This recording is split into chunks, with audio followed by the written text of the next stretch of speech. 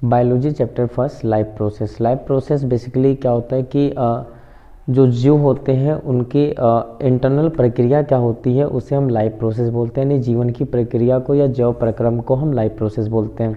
तो जो life process chapter है उसके अंदर हमें सबसे पहले पढ़ना है कि लाइफ प्रोसेस होता क्या। लाइफ प्रोसेस वो सारी एक्टिविटी या वो सारे केमिकल रिएक्शन जो हमारी बॉडी के अंदर ग्रोथ करने में, रिप्रोडक्शन करने में या हार्मोन्स रिलीज़ करने में हेल्प करते हैं, या वो एक्टिविटी जैसे मूवमेंट करना हमारी बॉडी का, या फिर हमारी बॉडी में circulation system, respiration, digestion, expression and so many things, ये सारे के सारे क्या करते हैं हमारी बॉडी के अंदर मेटाबॉलिक एक्टिविटी को करते हैं, जिसकी वजह से हमारी बॉडी जो है वो एक सुचारू रूप से चलती रहती है।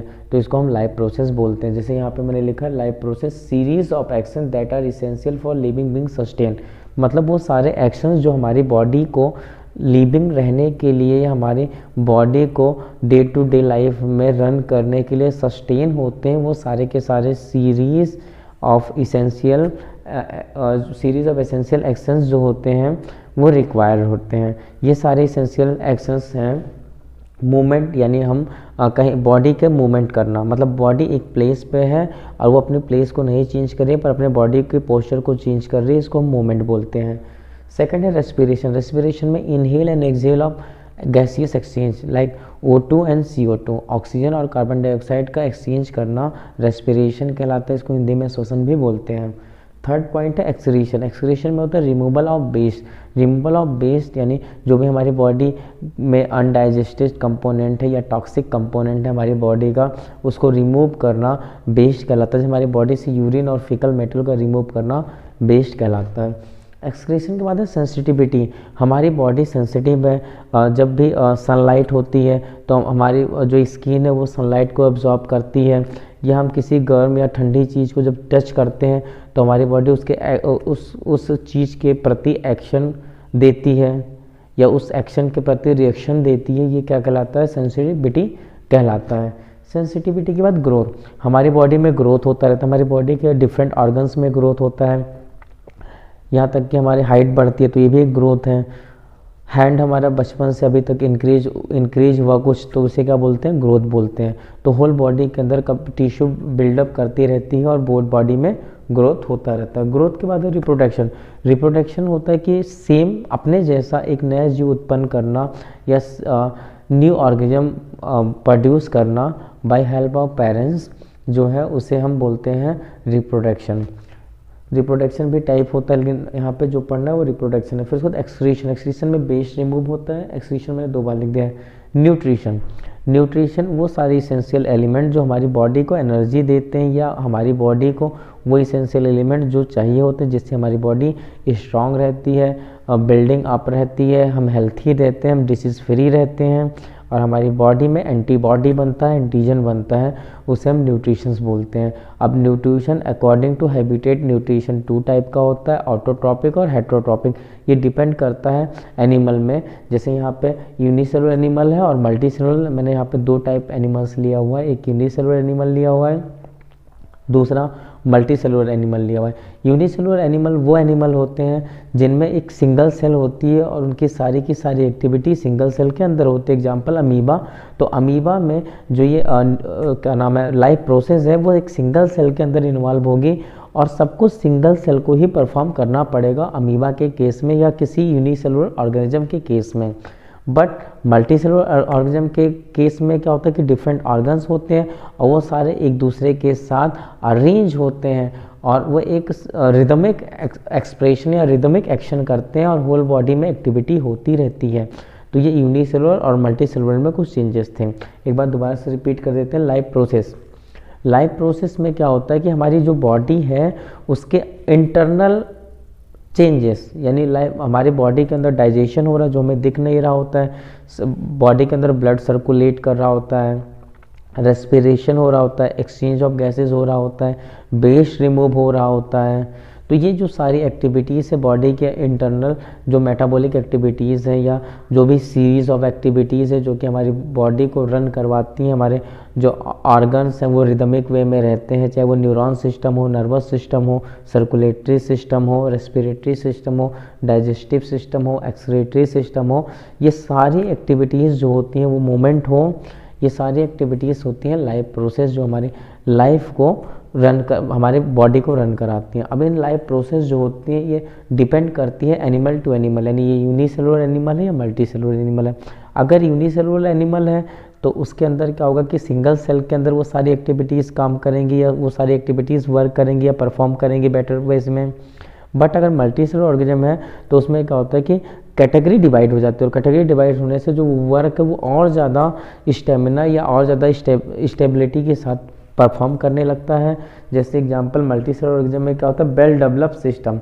मल्टी सेलुलर ऑर्गेनिज्म के अंदर वेल डेवलप्ड सिस्टम्स होते हैं, अलग अलग चीज़ के लिए अलग अलग सिस्टम होते हैं, जबकि यूनिसेलुलर ऑर्गेनिज्म में सिंगल सेल होने की वजह से उसमें एक ही में सब सारी चीज़ें इंक्लूड होती हैं, तो उसमें सिस्टमिक वे नहीं होता। लेकिन मल्टी सेलुलर ऑर्गेनिज्म में क्या होता है कि सिस्टमेटिक वे होता है, एक सिस्टम होता है, उस सिस्टम के अकॉर्डिंग ऑर्गन्स वेल डेवलप होते हैं और present to carry out the process, और वो क्या करते हैं उस प्रोसेस को परफॉर्म करते रहते हैं।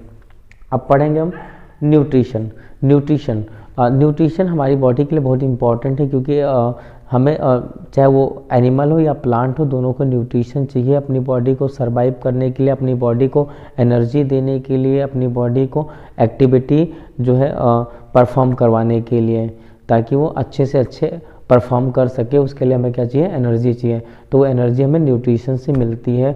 तो वो सारे इसेंशियल कंपोनेंट है, वो सारे इसेंशियल एलिमेंट जो हमारी बॉडी को एनर्जी प्रोवाइड कराते हैं, उसे हम क्या बोलते हैं, न्यूट्रिशन बोलते हैं। तो मोड न्यूट्रिशन में से दो टाइप का होता है, एक मैक्रो न्यूट्रिशन होता है, एक माइक्रो न्यूट्रिशन होता है। मैक्रो न्यूट्रिशन जो होते हैं हमें हाई अमाउंट में मिलते हैं, जबकि माइक्रो न्यूट्रिशन हमें कम अमाउंट में ज़रूरत होती है।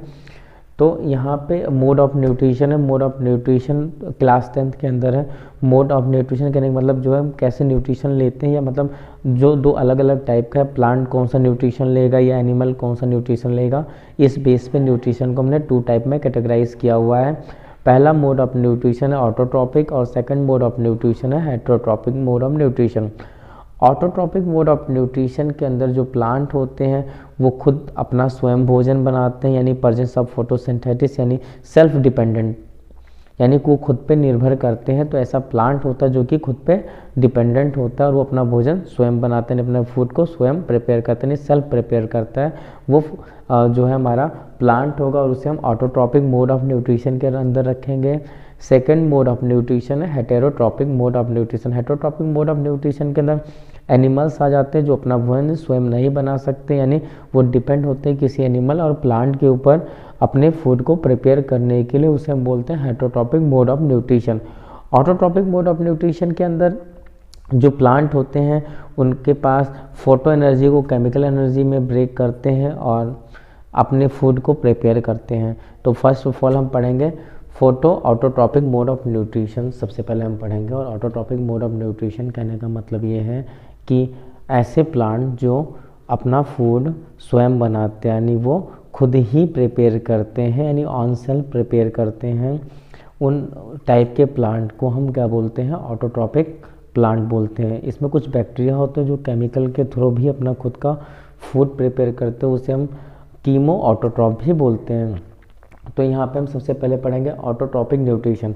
ऑटोट्रॉपिक न्यूट्रिशन यानी ऐसे प्लांट जो अपना भोजन स्वयं बनाते हैं, यानी those kind of plant which are perform on making या self prepare food. Plant photosynthesise, यानी प्लांट जो होते हैं वो फोटोसिंथेसाइज करते हैं। फोटोसिंथेसाइज एक प्रोसेस होती है जिसमें सनलाइट की हेल्प से presence of chlorophyll, water and raw material से प्लांट अपना फूड प्रिपेयर करता है। सेकंड है फ्यू बैक्टीरिया। कुछ बैक्टीरिया होते हैं जो कि क्या करते हैं, कीमो ऑटोट्रॉपिक मूवमेंट करते हैं, यानी वो केमिकली सिंथेसाइज करते हैं और अपना फूड बना देते हैं। उस मूवमेंट को हम कीमो ऑटोट्रॉप्स बोलते हैं, या उस तरीके से अपने फूड को एब्जॉर्ब करना, उस तरीके से अपने न्यूट्रिशन को इनटेक करना कीमो ऑटोट्रॉप्स कहलाता है। सेकेंड है फिर हम फर्स्ट मेन पढ़ते हैं फोटोसिंथेसिस। फोटोसिंथेसिस के अंदर क्या होता है कि presence of sunlight, presence of sunlight plant अपना फूड प्रिपेयर करता है उसे हम फोटोसिंथेसिस बोलते हैं। फोटोसिंथेसिस के अंदर क्या होता है, यूजिंग सनलाइट, यानी प्रेजेंस ऑफ सनलाइट के अंदर क्या होता है, एंड वाटर प्रोवाइड, मतलब सनलाइट होनी चाहिए और वाटर होना चाहिए प्लस रॉ मटेरियल होना चाहिए, वो क्या प्रोवाइड करेगा, नरिशमेंट। अब ये नरिशमेंट दो टाइप का हो सकता है, एक वो कि जो पहले तो वाटर लिया, पहले वाटर लिया, सनलाइट लिया और रॉ मटेरियल लिया। वाटर जो है गैस से एक्सचेंज करके लिया, सबसे पहले उसने वाटर लिया प्लांट ने, और जो वाटर था वो गैस से एक्सचेंज करके लिया, पहले वाटर लिया, उसके बाद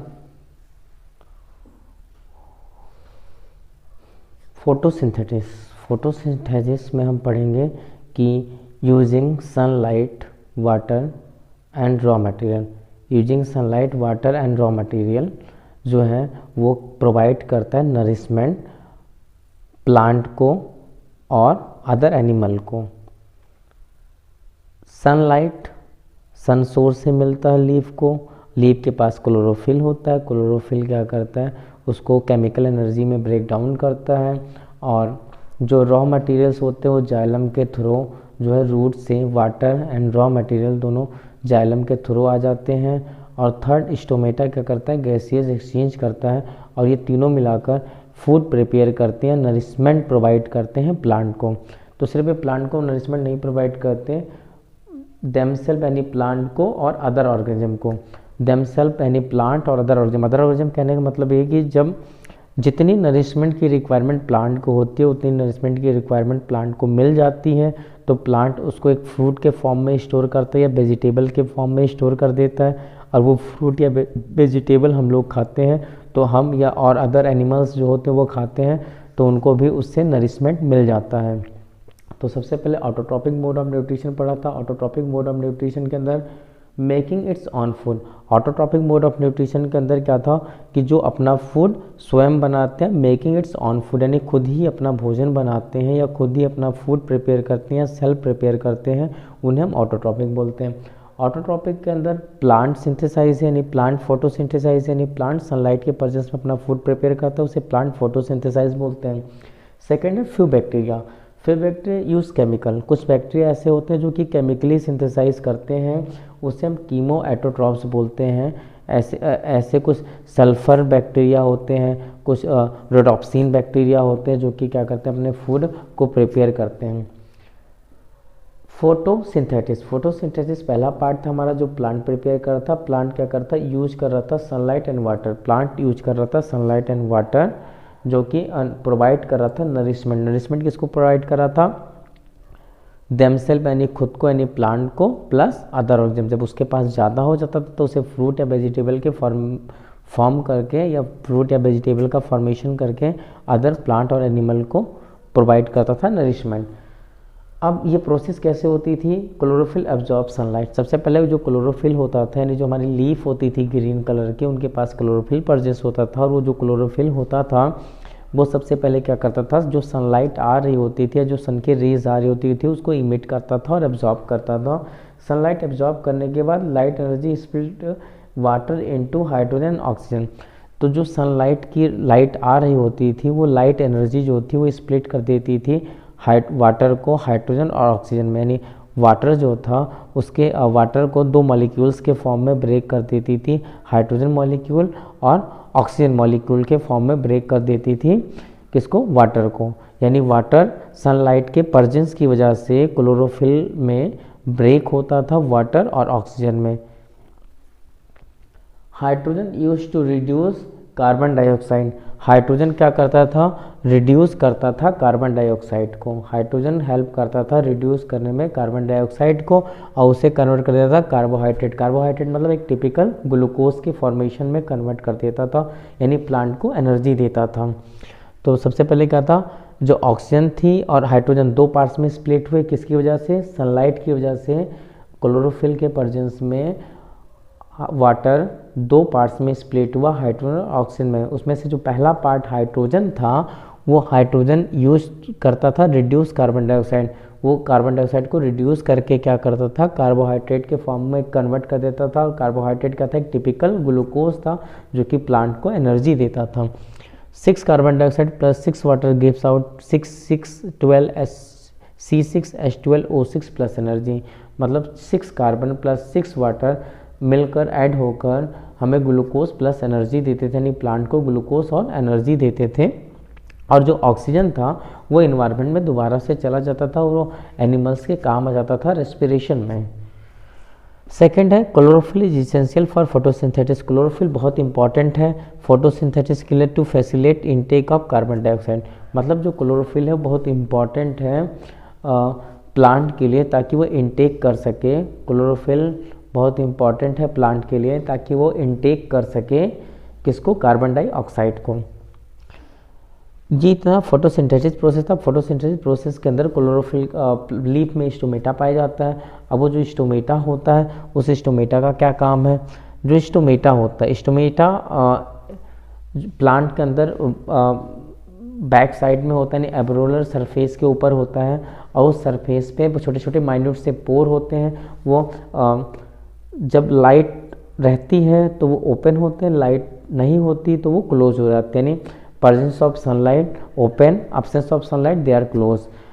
अगर शैडो आती है तब भी वो क्लोज हो जाते हैं, जब लाइट पड़ती है तभी वो ओपन होते हैं। अगर ऐसा ना करें तो उनको ट्रांसपिरेशन करना पड़ेगा और लॉस ऑफ वाटर ज़्यादा होगा। तो इसको बचने के लिए ये स्टोमेटा होता है गार्ड सेल जो कि ओपनिंग और क्लोजिंग करता है। तो स्टोमेटा क्या है, पोर्स हैं, pores on the leaf. Stomata क्या होता है, जो लीफ के ऊपर पोर्स होते हैं, पत्तियों के ऊपर बहुत सारे होल्स दिखते हैं हमें, उसे हम बोलते हैं स्टोमेटा। अभी जो स्टोमेटा है पोर्स ऑन द लीव्स, यानी पत्तियों के ऊपर जो बहुत सारे लीव्स के ऊपर पोर्स यानी छोटे छोटे माइन्यूट से होल्स दिखते हैं उसको हम स्टोमेटा बोलते हैं। ये हेल्प करती है एक्सचेंज ऑफ गैसेस, यानी कार्बन डाइऑक्साइड इनटेक करना और कार्बन डाइऑक्साइड इनटेक करना और ऑक्सीजन को आउट कर देना, यानी एक्सचेंज ऑफ गैसेस में हेल्पफुल होती हैं। Found under side of leaf, ये कहाँ पे, लीफ के अंदर पाई जाती हैं। गार्डेड बाय गार्ड सेल, और इनको जो देखभाल है वो कौन करता है, गार्ड सेल करता है। गार्ड सेल ओपनिंग और क्लोजिंग में हेल्प करता है। ओपनिंग और क्लोजिंग कहने का मतलब ये है कि जब सनलाइट रहती है तो ये गार्ड सेल स्टोमेटा को ओपन कर देते हैं ताकि गैसेस एक्सचेंज हो सके। अगर सनलाइट नहीं होती, शैडो आ जाता है, तो वो स्टोमेटा को क्लोज कर देते हैं ताकि वो गैसेस एक्सचेंज ना कर पाएँ। The water content of the guard cell is responsible for their function, और यहाँ के जो वाटर कंटेंट होते हैं रिस्पॉन्सिबल क्या होते हैं, गार्ड सेल। मतलब ये डायग्राम है स्टोमेटा का। इस डायग्राम के अंदर ये रहा न्यूक्लियस, जो बड़ा वाला सर्कल है ये न्यूक्लियस है। न्यूक्लियस में छोटे छोटे माइन्यूट से सर्कल्स हैं, इन सर्कल्स को मैंने क्लोरोप्लास्ट बनाया है। और ये जो साइन देख रहे हो बॉक्स जैसा, ये वैक्यूल है, सी शेप वैक्यूल है, वैक्यूल। और ये दो क्लोरोप्लास्ट के बीच में गार्ड सेल है जो कि क्या करते हैं, क्लोरोप्लास्ट को ओपन और क्लोज करते रहते हैं, और इनकी सेल वाल है। अब फिर एक बार इसे रिवाइज कर देते हैं, क्या पढ़ा था हम लोगों ने। सबसे पहले हमने ऑटोट्रॉपिक न्यूट्रिशन पढ़ा। ऑटोट्रॉपिक न्यूट्रिशन उन प्लांट्स के अंदर होता है या उन ऑर्गेनिज्म के अंदर होता है जो खुद अपना भोजन बनाते हैं, यानी वो अपने फूड को सेल्फ प्रिपेयर करते हैं। ऐसे ऑर्गेनिज्म के अंदर ऑटोट्रॉपिक मोड ऑफ न्यूट्रिशन होता है। Autotrophic mode of nutrition categorise हुआ 2 पार्ट्स में, एक फोटो ऑटोट्रॉपिक न्यूट्रिशन और chemo autotrophic nutrition. Photo autotrophic nutrition कहने का मतलब था प्रेजेंस ऑफ सनलाइट, जो प्लांट अपना फूड प्रिपेयर करेंगे उसे हम फोटो ऑटोट्रॉपिक न्यूट्रिशन कहेंगे। जो प्लांट प्रेजेंस ऑफ सनलाइट अपना फूड प्रिपेयर करेंगे उसे हम photo autotrophic mode of nutrition कहेंगे, या हम फोटोसिंथेसिस उसे कहेंगे। सेकंड था chemo autotrophic mode of nutrition. Chemo autotrophic mode of nutrition few bacteria के अंदर होता है। कुछ ऐसे बैक्टीरिया जो अपना food with help of chemical reaction, with help of chemical prepare करते हैं, उसे हम chemo autotrophic mode of nutrition कहते हैं। ये 2 टाइप की कैटेगरी थी। फर्स्ट कैटेगरी हम फोटोसिंथेसिस लेते हैं। फोटोसिंथेसिस के अंदर प्लांट आते हैं और प्लांट अपना फूड कैसे प्रिपेयर करते हैं। प्लांट को नीड होती है सनलाइट की प्लस वाटर की प्लस रॉ मटेरियल की। नीड सनलाइट, वाटर और रॉ मटेरियल, यानी 3 चीज़ों की नीड होती है, सनलाइट, वाटर और रॉ मटेरियल की। इन 3 चीज़ों को कंबाइन करके प्लांट नरिशमेंट प्रोवाइड करता है 2 वे में। एक तो वो अपने खुद के लिए नरिशमेंट प्रोवाइड करता है, और जब वो फूड ज़्यादा हो जाता है तो उसको फ्रूट फॉर्मेशन कर देता है या वेजिटेबल फॉर्मेशन कर देता है। फ्रूट या वेजिटेबल फॉर्मेशन करता है ताकि वो अदर एनिमल के यूज़ में आ जाए। तो इस तरीके से वो खुद भी खाता है और दूसरे लोगों को भी वो अपना फूड दे रहा होता है। तो नरिशमेंट दो टाइप है, उसके खुद के देमसेल्फ के लिए और अदर एनिमल्स के लिए। अब क्या होता है, सबसे पहले किसी भी प्लांट को फोटोसिंथेसिस करने के लिए क्लोरोफिल की रिक्वायरमेंट होती है, और ये क्लोरोफिल लीफ के पास होती है, यानी लीफ के अंदर क्लोरोफिल पाया जाता है। तो जो लीफ होती है वो सनलाइट को, जो क्लोरोफिल होता है वो सनलाइट को यानी फोटो एनर्जी को केमिकल एनर्जी में कन्वर्ट करता है। और एक खास बात होती है कि जो फोटो एनर्जी होती है वो वाटर मॉलिक्यूल्स को 2 पार्ट्स में स्प्लिट करती है। जो फोटो एनर्जी होती है, जो सनलाइट की एनर्जी आ रही होती है, वो वाटर को 2 पार्ट्स में स्प्लिट करती है, हाइड्रोजन मॉलिक्यूल और oxygen molecule. Hydrogen molecule carbon dioxide को रिड्यूस करता है, हाइड्रोजन मॉलिक्यूल कार्बन डाइऑक्साइड को रिड्यूस करता है और टिपिकल ग्लूकोज बना देता है। हाइड्रोजन मॉलिक्यूल कार्बन डाइऑक्साइड को रिड्यूस करता है और टिपिकल ग्लूकोज बना देता है। सेकंड, ऑक्सीजन इन्वायरमेंट में दोबारा से रिटर्न हो जाती है क्योंकि उसका प्लांट को कोई यूज़ नहीं होता है। उसके बाद सेकंड थिंग आती है कि जो क्लोरोफिल होता है वो essential for photosynthesis for facilitate of carbon dioxide. जो फोटोसिंथेसिस इसेंशियल होता है कि कार्बन डाइऑक्साइड कर सके। अभी इसेंशियल इसलिए होता है ताकि इनको कार्बन डाइऑक्साइड की नीड होती है ग्लूकोज फॉर्मेशन करने के लिए। इसके बाद आता है स्टोमेटा। स्टोमेटा जो होता है इसके पास क्या होता है कि लीफ में होता है, लीफ के पास बहुत सारे माइन्यूट से पोर्स होते हैं जिनको हम स्टोमेटा बोल देते हैं। और ये जो पोर्स होते हैं इनके पास क्लोरोप्लास्ट प्रेजेंट होता है और ये गैसियस एक्सचेंज करते हैं। जो स्टोमेटा होता है वो एक सर्कुलर सराउंडेड कवरिंग होती है जो कि सेल वॉल से बनी होती है। सेल वॉल रिजिड भी हो सकता है और सेमी रिजिड भी हो सकता है, ये डिपेंड करता है कि उसके अंदर इंटरसेलुलर स्पेस या इंटरसेलुलर मैट्रिक्स कितना है। उसके बाद इसमें 2 सी शेप दिख रहे हैं, ये जो सी शेप है इसे वैक्यूल्स बोलते हैं और वैक्यूल और सेल वॉल के बीच में क्लोरोप्लास्ट पाए जाते हैं और इन क्लोरोप्लास्ट के बीच में गैप होता है। उन गैप के अंदर इन क्लोरोप्लास्ट के बीच में गैप होता है और इन क्लोरोप्लास्ट के गैप के बीच में गार्ड सेल पाई जाती है और गार्ड सेल का काम ये होता है कि presence of sunlight stomata open करना और एब्सेंस ऑफ सनलाइट उसे क्लोज कर देना। तो जब प्रेजेंस ऑफ सनलाइट रहती है तो ओपनिंग रहती है और जब एब्सेंस ऑफ सनलाइट होता है या शैडो आती है तो स्टोमेटा को क्या कर देते हैं, क्लोज कर देते हैं ताकि ट्रांसपिरेशन से ये चीज़ बच सके प्लांट और इसमें ज़्यादा ट्रांसपिरेशन ना हो ताकि वो हाइड्रेटेड ना हो जाए प्लांट। और थर्ड थिंग से कि ये वाटर के लिए रिस्पॉन्सिबल होता है प्लांट के। Saprophytic nutrition. सेप्रोफिटिक न्यूट्रिशन ऐसे प्लांट जो किसी डेड डिकेइंग कंपोनेंट के ऊपर या किसी सड़े गले पेड़ की लकड़ियों के ऊपर उगते हैं उनको हम सेप्रोफिटिक प्लांट बोलते हैं। जैसे फंगी हो गया, ये सब किसी सड़े गले कंपोनेंट के ऊपर उगते हैं। स्लिम मॉल्ट्स हो गया, तो इनको हम सेप्रोफिटिक न्यूट्रिशन वाले प्लांट बोलते हैं या न्यूट्रिशन वाले ऑर्गेनिज्म बोलेंगे। सेप्रोफिटिक न्यूट्रिशन वाले ऑर्गेनिज्म बोलेंगे, ना कि प्लांट बोलेंगे। Dead and decaying organic matter, कौन? जहाँ पे dead and decaying organic matter होगा वहाँ पे होंगे, किसी भी सड़े गली जगहों पे उगेंगे। जैसे बरसात के मौसम में जो है, जैसे एग्जांपल के लिए कुकुरमुत्ता नाम का प्लांट होता है, वो कुकुरमुत्ता नाम का एक फंगी होता है जो कि हमेशा वहाँ पे दिख जाता है। The food is partially digest outside body and that is absorb. ठीक है, ये क्या करते हैं, अपनी बॉडी के अंदर पार्सली फूड को डाइजेस्ट करते हैं। कहाँ से? आउटसाइड से। आउटसाइड यानी बाहर की तरफ से क्या करते हैं, पार्सली फूड को डाइजेस्ट करते हैं बॉडी के अंदर और उसको फिर एब्जॉर्ब कर लेते हैं। सेकेंड है एग्जाम्पल फंगी है जो कि क्या है, सेप्रोफाइट है। फंगी जो है वो क्या है, सेप्रोफिटिक है, यानी वो डेड डिकेइंग कंपोनेंट के ऊपर मिल जाएंगे, यानी सड़े गली जगहों पे वो मिल जाएंगे। बरसात के सीजन में ये अधिकतर दिख जाते हैं। Parasitic nutrition. पैरासाइटिक न्यूट्रिशन वो होता है जो पैरासाइट्स होते हैं, यानी होस्ट जो हमारी बॉडी को हार्म पहुंचाते हैं और हमसे क्या करते हैं, हमारी बॉडी को हार्म पहुंचाते हैं और हमसे न्यूट्रिशन लेते हैं, उन्हें हम पैरासाइट्स बोलते हैं। तो पैरासाइटिक न्यूट्रिशन क्या होता है, some of organism feed on the expense of another organism.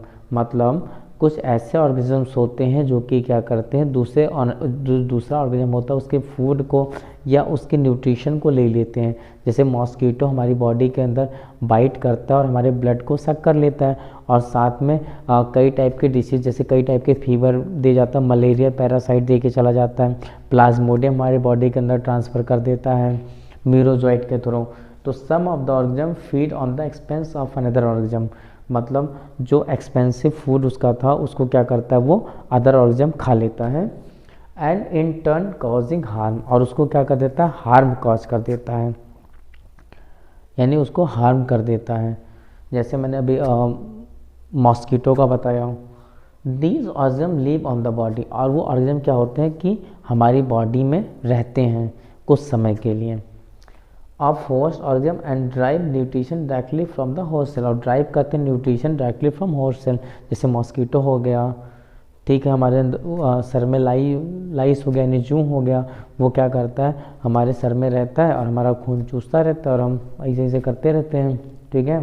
तो this organism live on the body of host organism and derive nutrition directly from the host cell, ठीक है। वो क्या करता है कि हमारे बॉडी पे रहता है और हमारी बॉडी से न्यूट्रिशन को लेता रहता है। एग्जाम्पल के लिए लीच एक्टोपैरासाइट है। अब एक्टोपैरासाइट क्या होता है, एक्टोपैरासाइट वो होता है जो हमारी बॉडी के अंदर ना जाए, यानी हमारे बॉडी के इंटरनल ऑर्गन यानी स्किन के अंदर ना जाए, स्किन के बाहर से, जैसे मॉस्कीटो हो गया, लीच हो गया, ये क्या करते हैं, बाहर से सक करते हैं, यानी हमारी बॉडी के ऊपर सरफेस पे दिखते हैं कि यहाँ पे मॉस्कीटो बैठा हुआ है या यहाँ पे जोक लगी हुई है, लीच यानी जोक लगी हुई है, और वो क्या कर रही है, ब्लड को सक कर रही है या ब्लड को क्या कर रही है, सक कर रही है, ठीक है। तो ये कौन हो गया, लीच, जो कि एक्टोपैरासाइट है। नहीं, एक्टो मतलब बाहर के पैरासाइट जो हमारी बॉडी के अंदर ना जा सके, सिर्फ बाहर से ही हमारी बॉडी को हार्म पहुंचाते हैं, उसे हम एक्टोपैरासाइट बोल देते हैं। तो पहला क्या था, लीच था, और लीच क्या होता है, एक्टोपैरासाइट होता है। लीच पता ही कि जनरली पानी में मिलता है, जहाँ पे बाढ़ आई होती है वहाँ पानी में जाओ तो वो क्या होता है, चिपक जाते हैं बॉडी के ऊपर। पहले उनका साइज़ छोटा होता है और धीरे धीरे वो हमारे ब्लड को सक करते करते करते करते अपने साइज़ को ग्रो कर लेते हैं। तो ये क्या था, एक्टोपैरासाइट। एक्टोपैरासाइट मतलब जो हमारे बॉडी के बाहर से हार्म पहुँचाए, अंदर ना जाए। सेकेंड है एस्कैरिसिस। एस्कैरिसिस जो होता है या एस्कैरिसिस एलिफेंट, एस्कैरिसिस जो हमारा एस्केहेलमिथ्नेस ग्रुप का मेंबर है, इसकी फीमेल बहुत हार्मफुल पहुंचाती है हमें, और ये इंडोपैरासाइट होते हैं, यानी हमारे अंदर जाता है, यानी हमारी स्मॉल इंटेस्टाइन में पाया जाता है एस्कैरिसिस। कॉस्क्यूटा अमरबेल होता है और ये प्लांट पैरासाइट होता है। अधिकतर प्लांट के पेड़ों पे ऊपर कुछ हरी हरी बेल्स दिख जाती हैं, ऊपर से नीचे की तरफ आती हुई या ऊपर चढ़ती हुई, लेकिन प्लांट में उनकी जड़ होती है, उसको हम अमरबेल या कॉस्क्यूटा बोल देते हैं। वो प्लांट से सारे न्यूट्रिशन लेती है। मोस्टली ये मैंगो वगैरह के प्लांट पर अधिकतर देखी जाती हैं। तो ये कॉस्क्यूटा होती हैं और ये अमरबेल होती है, इसे अमरबेल भी कहते हैं। न्यूट्रिशन, अब सबसे पहले एक बार रिवाइज करते हैं, सेप्रोफिटिक न्यूट्रिशन। सेप्रोफिटिक कहने का मतलब है कि ऐसे एनिमल जो कि ऐसे ऑर्गेनिज्म जो कि किसी सड़े गले चीज़ों के ऊपर ग्रो होते हैं, यानी डेड डिकेइंग कंपोनेंट के ऊपर ग्रो होते हैं, जो कि सड़ चुका है या गल चुका है, उनके ऊपर ग्रो करते हैं और उनसे केमिकली सिंथेसाइज करते हैं और अपने फूड को बनाते हैं। मतलब इन्हें मैं एक तरीके से भी बोल सकता हूँ कि chemo autotrophic mode of nutrition जो है वो इन सेप्रोफिटिक ऑर्गेनिज्म के अंदर दिख जाएगा। सबसे पहली चीज़, ये डेड और डिकेइंग ऑर्गेनिक मैटर होते हैं, यानी ये सड़े गले पे निर्भर करते हैं। दूसरी चीज़ है, ये जो फूड होता है उसको पार्सली डाइजेस्ट करते हैं, बाद में एब्जॉर्ब करते हैं। पहले उसको खाते हैं और उसके बाद एब्जॉर्ब करते हैं। थर्ड चीज़ है, इसका एग्जाम्पल फंगी है, और फंगी जो है हमारा क्या है, सेप्रोफिटिक यानी सेप्रोफाइट्स हैं। पैरासाइटिक न्यूट्रिशन, पैरासाइट्स क्या होते हैं, पैरासाइट वो होते हैं जो हमारी बॉडी पे अटैक करते हैं और हमारी बॉडी को हार्म इफेक्ट देके जाते हैं, या हमारी बॉडी में कुछ समय के लिए सर्वाइव करते हैं और हमारी बॉडी से एनर्जी लेते रहते हैं। जैसे मॉस्कीटो हो गया, लाइस हो गई, और भी बहुत सारे एस्कैरिसिस हो गया, बुशेरिया हो गया, जिसे हम फ्लेरियल वर्म बोलते हैं। तो ये सारा क्या होता है कि हमारी बॉडी के अंदर और बाहर दोनों तरीके से, और यहाँ तक कि प्लांट के भी ऊपर कुछ पाए जाते हैं, तो ये उनको हार्मफुल इफेक्ट पहुंचाते हैं और उनके न्यूट्रिशन को खुद एब्जॉर्ब करते हैं, उनके एक्सपेंस न्यूट्रिशन को खुद एब्जॉर्ब करते हैं। Some of the organism feed on the expense of another organism, मतलब जो दूसरा ऑर्गेनिज्म होता है उसके एक्सपेंस को ये खुद खाते हैं और फिर कॉजिंग इट्स हार्म, और उसको क्या कर देते हैं, हार्म इफेक्ट दे देते हैं। These organism live on the body, वो क्या करते हैं, हॉस्ट यानी जो बॉडी होती है उसको अपना मतलब एक मेहमान घर समझ के उसके ऊपर रहते हैं और उसको हार्मफुल इफेक्ट देते हैं और उससे अब न्यूट्रिशन लेते रहते हैं उसकी बॉडी से। These organism live on the body of host organism and derive nutrition directly from the host cell, और क्या करते हैं, ड्राइव करते हैं न्यूट्रिशन को डायरेक्टली होस्ट सेल से। और इसमें एग्जाम्पल यानी लीच यानी जो जोक है वो क्या है, एक्टोपैरासाइट है। दूसरा एस्केरिसिस है, एस्केरिसिस हमारा इंडोपैरासाइट्स है। एक्टोपैरासाइट कहने का मतलब ऐसे पैरासाइट जो कि हमारी बॉडी के अंदर ना जा पाएँ, बाहर से हार्मफुल इफेक्ट डालें, उससे हम एक्टोपैरासाइट्स बोलते हैं। इंडोपैरासाइट ऐसे पैरासाइट जो हमारी बॉडी के अंदर चले जाते हैं, इंटरनल ऑर्गन में चले जाते हैं, जैसे एस्केरिसिस है। कॉस्क्यूटा जो कि पैरासाइटिक प्लांट है, ये प्लांट के ऊपर देखा जाता है, स्पेशली इन मैंगो प्लांट के ऊपर जो है हमारी बेल दिखती है, उसे हम कॉस्क्यूटा प्लांट बोलते हैं। Nutrition in amoeba, nutrition in amoeba की अमीबा में न्यूट्रिशन कैसे होता है, अमीबा जो अपने पोषक तत्वों को कैसे ग्रहण करता है उससे हम पढ़ेंगे। तो अमीबा जो है वो न्यूट्रिशन को कैसे इनटेक करता है अपनी बॉडी के अंदर। सबसे पहले तो जो अमीबा होता है वो एक यूनिसेलुलर ऑर्गेनिज्म है जिसका शेप फिक्स नहीं होता, उसके अंदर मूवमेंट जो होता है वो सूडोपोडिया मूवमेंट होता है और अपने फूड को वो इनगल्फ करता है और अपने वैक्यूल के अंदर उसको डाइजेस्ट करने की कोशिश करता है। ठीक, तो सबसे पहले मैंने लिखा amoeba feed by holozoic mode of nutrition. Amoeba क्या करता है, फीड करता है होलोजोइक मोड ऑफ न्यूट्रिशन, यानी होलोजोइक मोड न्यूट्रिशन कहने का मतलब ये कि वो सॉलिड कंपोनेंट को भी खा सकता है। It engulf the food particle using pseudopodial process, मतलब ये क्या करता है कि किसी भी पार्टिकल को खाने के लिए यानी किसी भी फूड पार्टिकल को खाने के लिए सूडोपोडियल मूवमेंट शो करता है। और सूडोपोडियल मूवमेंट की इस पूरी प्रोसेस को फैगोसाइटोसिस बोलते हैं, फैगोसाइटोसिस बोलते हैं।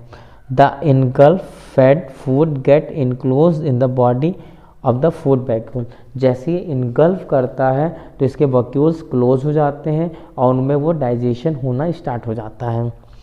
Food vacuole pass through cytoplasm, और फूड वैक्यूल जो होते हैं वो पास करते हैं cytoplasm digestion, absorption and assimilation, मतलब जो फूड वैक्यूल होते हैं वो पास करते हैं साइटोप्लाज्म को फूड ताकि वो डाइजेस्ट हो सके, और डाइजेस्ट होने के बाद उसको एब्जॉर्ब करना होगा, एब्जॉर्ब करने के बाद एसिमिलेट करके उससे क्या करना होगा, जो फीकल मैटर उसको बाहर निकाल देना होगा। Food vacuole outside ingestion of undigested food, और जो फूड वैक्यूल्स होते हैं वो इनडाइजेस्ट कर देते हैं फूड को ताकि जो फूड है वो आउटसाइड यानी बाहर निकल जाए, जो वेस्ट मटेरियल है फूड का।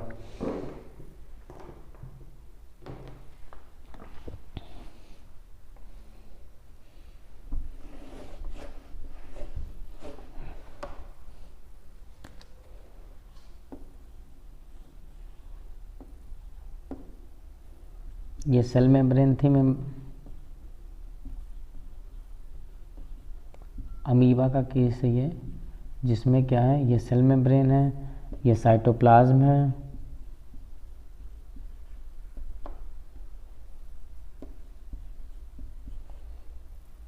और ये फूड वैक्यूल्स हैं।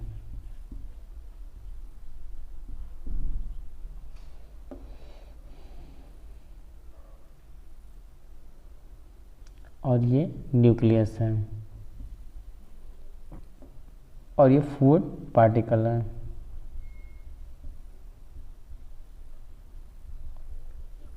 सबसे पहले अमीबा क्या करता है, ये जो फूड पार्टिकल्स ये कैसा है, होलोजोइक मोड ऑफ न्यूट्रिशन है, यानी से सॉलिड फॉर्मेशन है या सेमी सॉलिड फॉर्मेशन है फूड का, यानी होलोजोइक मोड ऑफ न्यूट्रिशन है। इसको क्या करता है, बाय हेल्प ऑफ सूडोपोडिया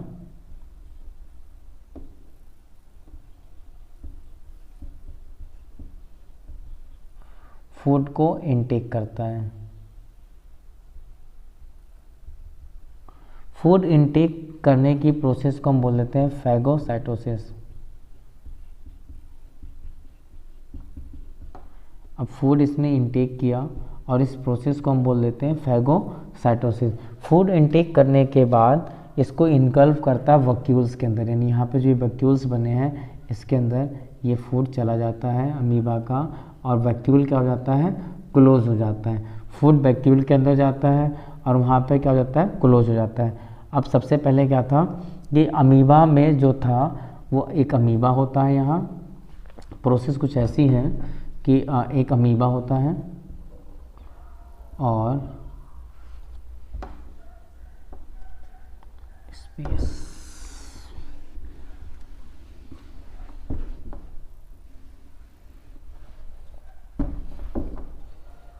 एक अमीबा होता है और वो क्या करता है, न्यूट्रिशन लेता है फूड पार्टिकल से। फूड पार्टिकल से मोड है होलोजोइक, यानी solid and liquid both formation. अब ये जो अमीबा है ये न्यूट्रिशन लेता है फूड पार्टिकल से, मोड है होलोजोइक मूवमेंट। अब ये होलोजोइक मोड से बाय हेल्प ऑफ किससे, सूडोपोडिया, यानी जो सूडोपोडिया यानी जो इसके फॉल्स फीट हैं, यानी झूठे पैर हैं, फॉल्स फीट जो हैं उससे क्या करता है, मूव करता है और क्या करता है, फूड को होल्ड करता है। मूव करने के बाद फूड को होल्ड करता है, फूड होल्ड करता है और होल्ड करने के बाद फूड को वैक्यूल को दे देता है। और वैक्यूल क्या हो जाता है, फूड पाने के बाद फूड वैक्यूल प्लस फूड, ये प्रोसेस क्या होती है, ये क्लोज हो जाती है। और ये जो सूडोपोडियल मूवमेंट होता है इसको हम फैगोसाइटोसिस बोलते हैं। इस मूवमेंट को या इस प्रोसेस को हम क्या बोलते हैं, फैगोसाइटोसिस। इस प्रोसेस को, यानी सबसे पहले अमीबा था, अमीबा ने न्यूट्रिशन लिया और न्यूट्रिशन फूड पार्टिकल्स के फॉर्म में यानी होलोजोइक यानी सॉलिड और लिक्विड फॉर्म में हुआ। ये जो प्रोसेस थी ये सूडोपोडियल प्रोसेस थी जिसमें वो चलकर फूड को इनटेक करता है और उस पूरी प्रोसेस को हम फैगोसाइटोसिस कहते हैं। फूड होल्ड होता है, होल्ड होने के बाद वैक्यूल में जाता है, वैक्यूल में जब फूड जाता है तो वैक्यूल क्लोज हो जाता है, और जब वैक्यूल क्लोज हो जाता है तो वैक्यूल इस फूड को पास करता है साइटोप्लाज्म में, ताकि वहाँ से क्या हो सके, डाइजेशन हो जाए। क्या हो सके, डाइजेशन हो जाए, और डाइजेशन होने के बाद एब्जॉर्प्शन हो सके, क्योंकि डाइजेशन होगा तो उसको क्या करना होगा, एब्जॉर्ब करना होगा। तो एब्जॉर्प्शन, और एब्जॉर्प्शन होने के बाद एसिमिलेट हो जाए, और एसिमिलेशन होने के बाद जो वेस्ट प्रोडक्ट है, अब जो वेस्ट है उसे क्या कर देना, इजेशन कर देना। कहाँ, आउट साइड।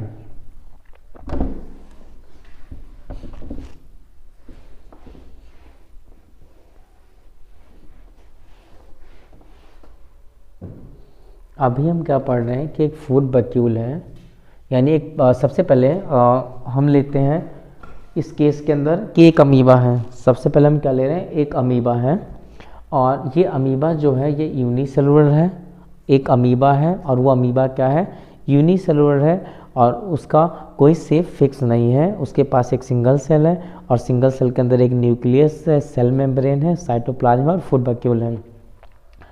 अब ये जो अमीबा है ये अमीबा न्यूट्रिशन लेगा, क्योंकि इसको ये जब चलेगा या ये कुछ फंक्शन करेगी इसकी बॉडी तो इसको न्यूट्रिशन की ज़रूरत पड़ेगी, और वो न्यूट्रिशन इसको फूड पार्टिकल से मिलेगा, यानी इसको एनर्जी फूड पार्टिकल से मिलेगा। फूड पार्टिकल होलोजोइक है, होलोजोइक मतलब सॉलिड प्लस लिक्विड, यानी ऐसे हैं जो कि सॉलिड और लिक्विड सॉलिड और लिक्विड दोनों से बने हुए हैं। इस प्रोसेस को कंप्लीट करने के लिए उसे मूवमेंट करना पड़ेगा। उस मूवमेंट को हम बोलते हैं सूडोपोडियल मूवमेंट। सूडोपोडियल मूवमेंट करने का मतलब होता है फॉल्स फिट मूवमेंट, और इस मूवमेंट से फूड होल्ड कर लेगा अमीबा। इस मूवमेंट की वजह से फूड को अमीबा, ये रहा फूड, और इसको अमीबा क्या कर रहा है, होल्ड कर लेगा। इस मूवमेंट की वजह से अमीबा फूड को होल्ड करेगा। इस होल्ड करने की प्रोसेस को हम बोलते हैं phagocytosis process. Phagocytosis overall process होती है, इंजेक्शन तक की प्रोसेस होती है पूरी की पूरी, जिसको हम फैगोसाइटोसिस बोलते हैं।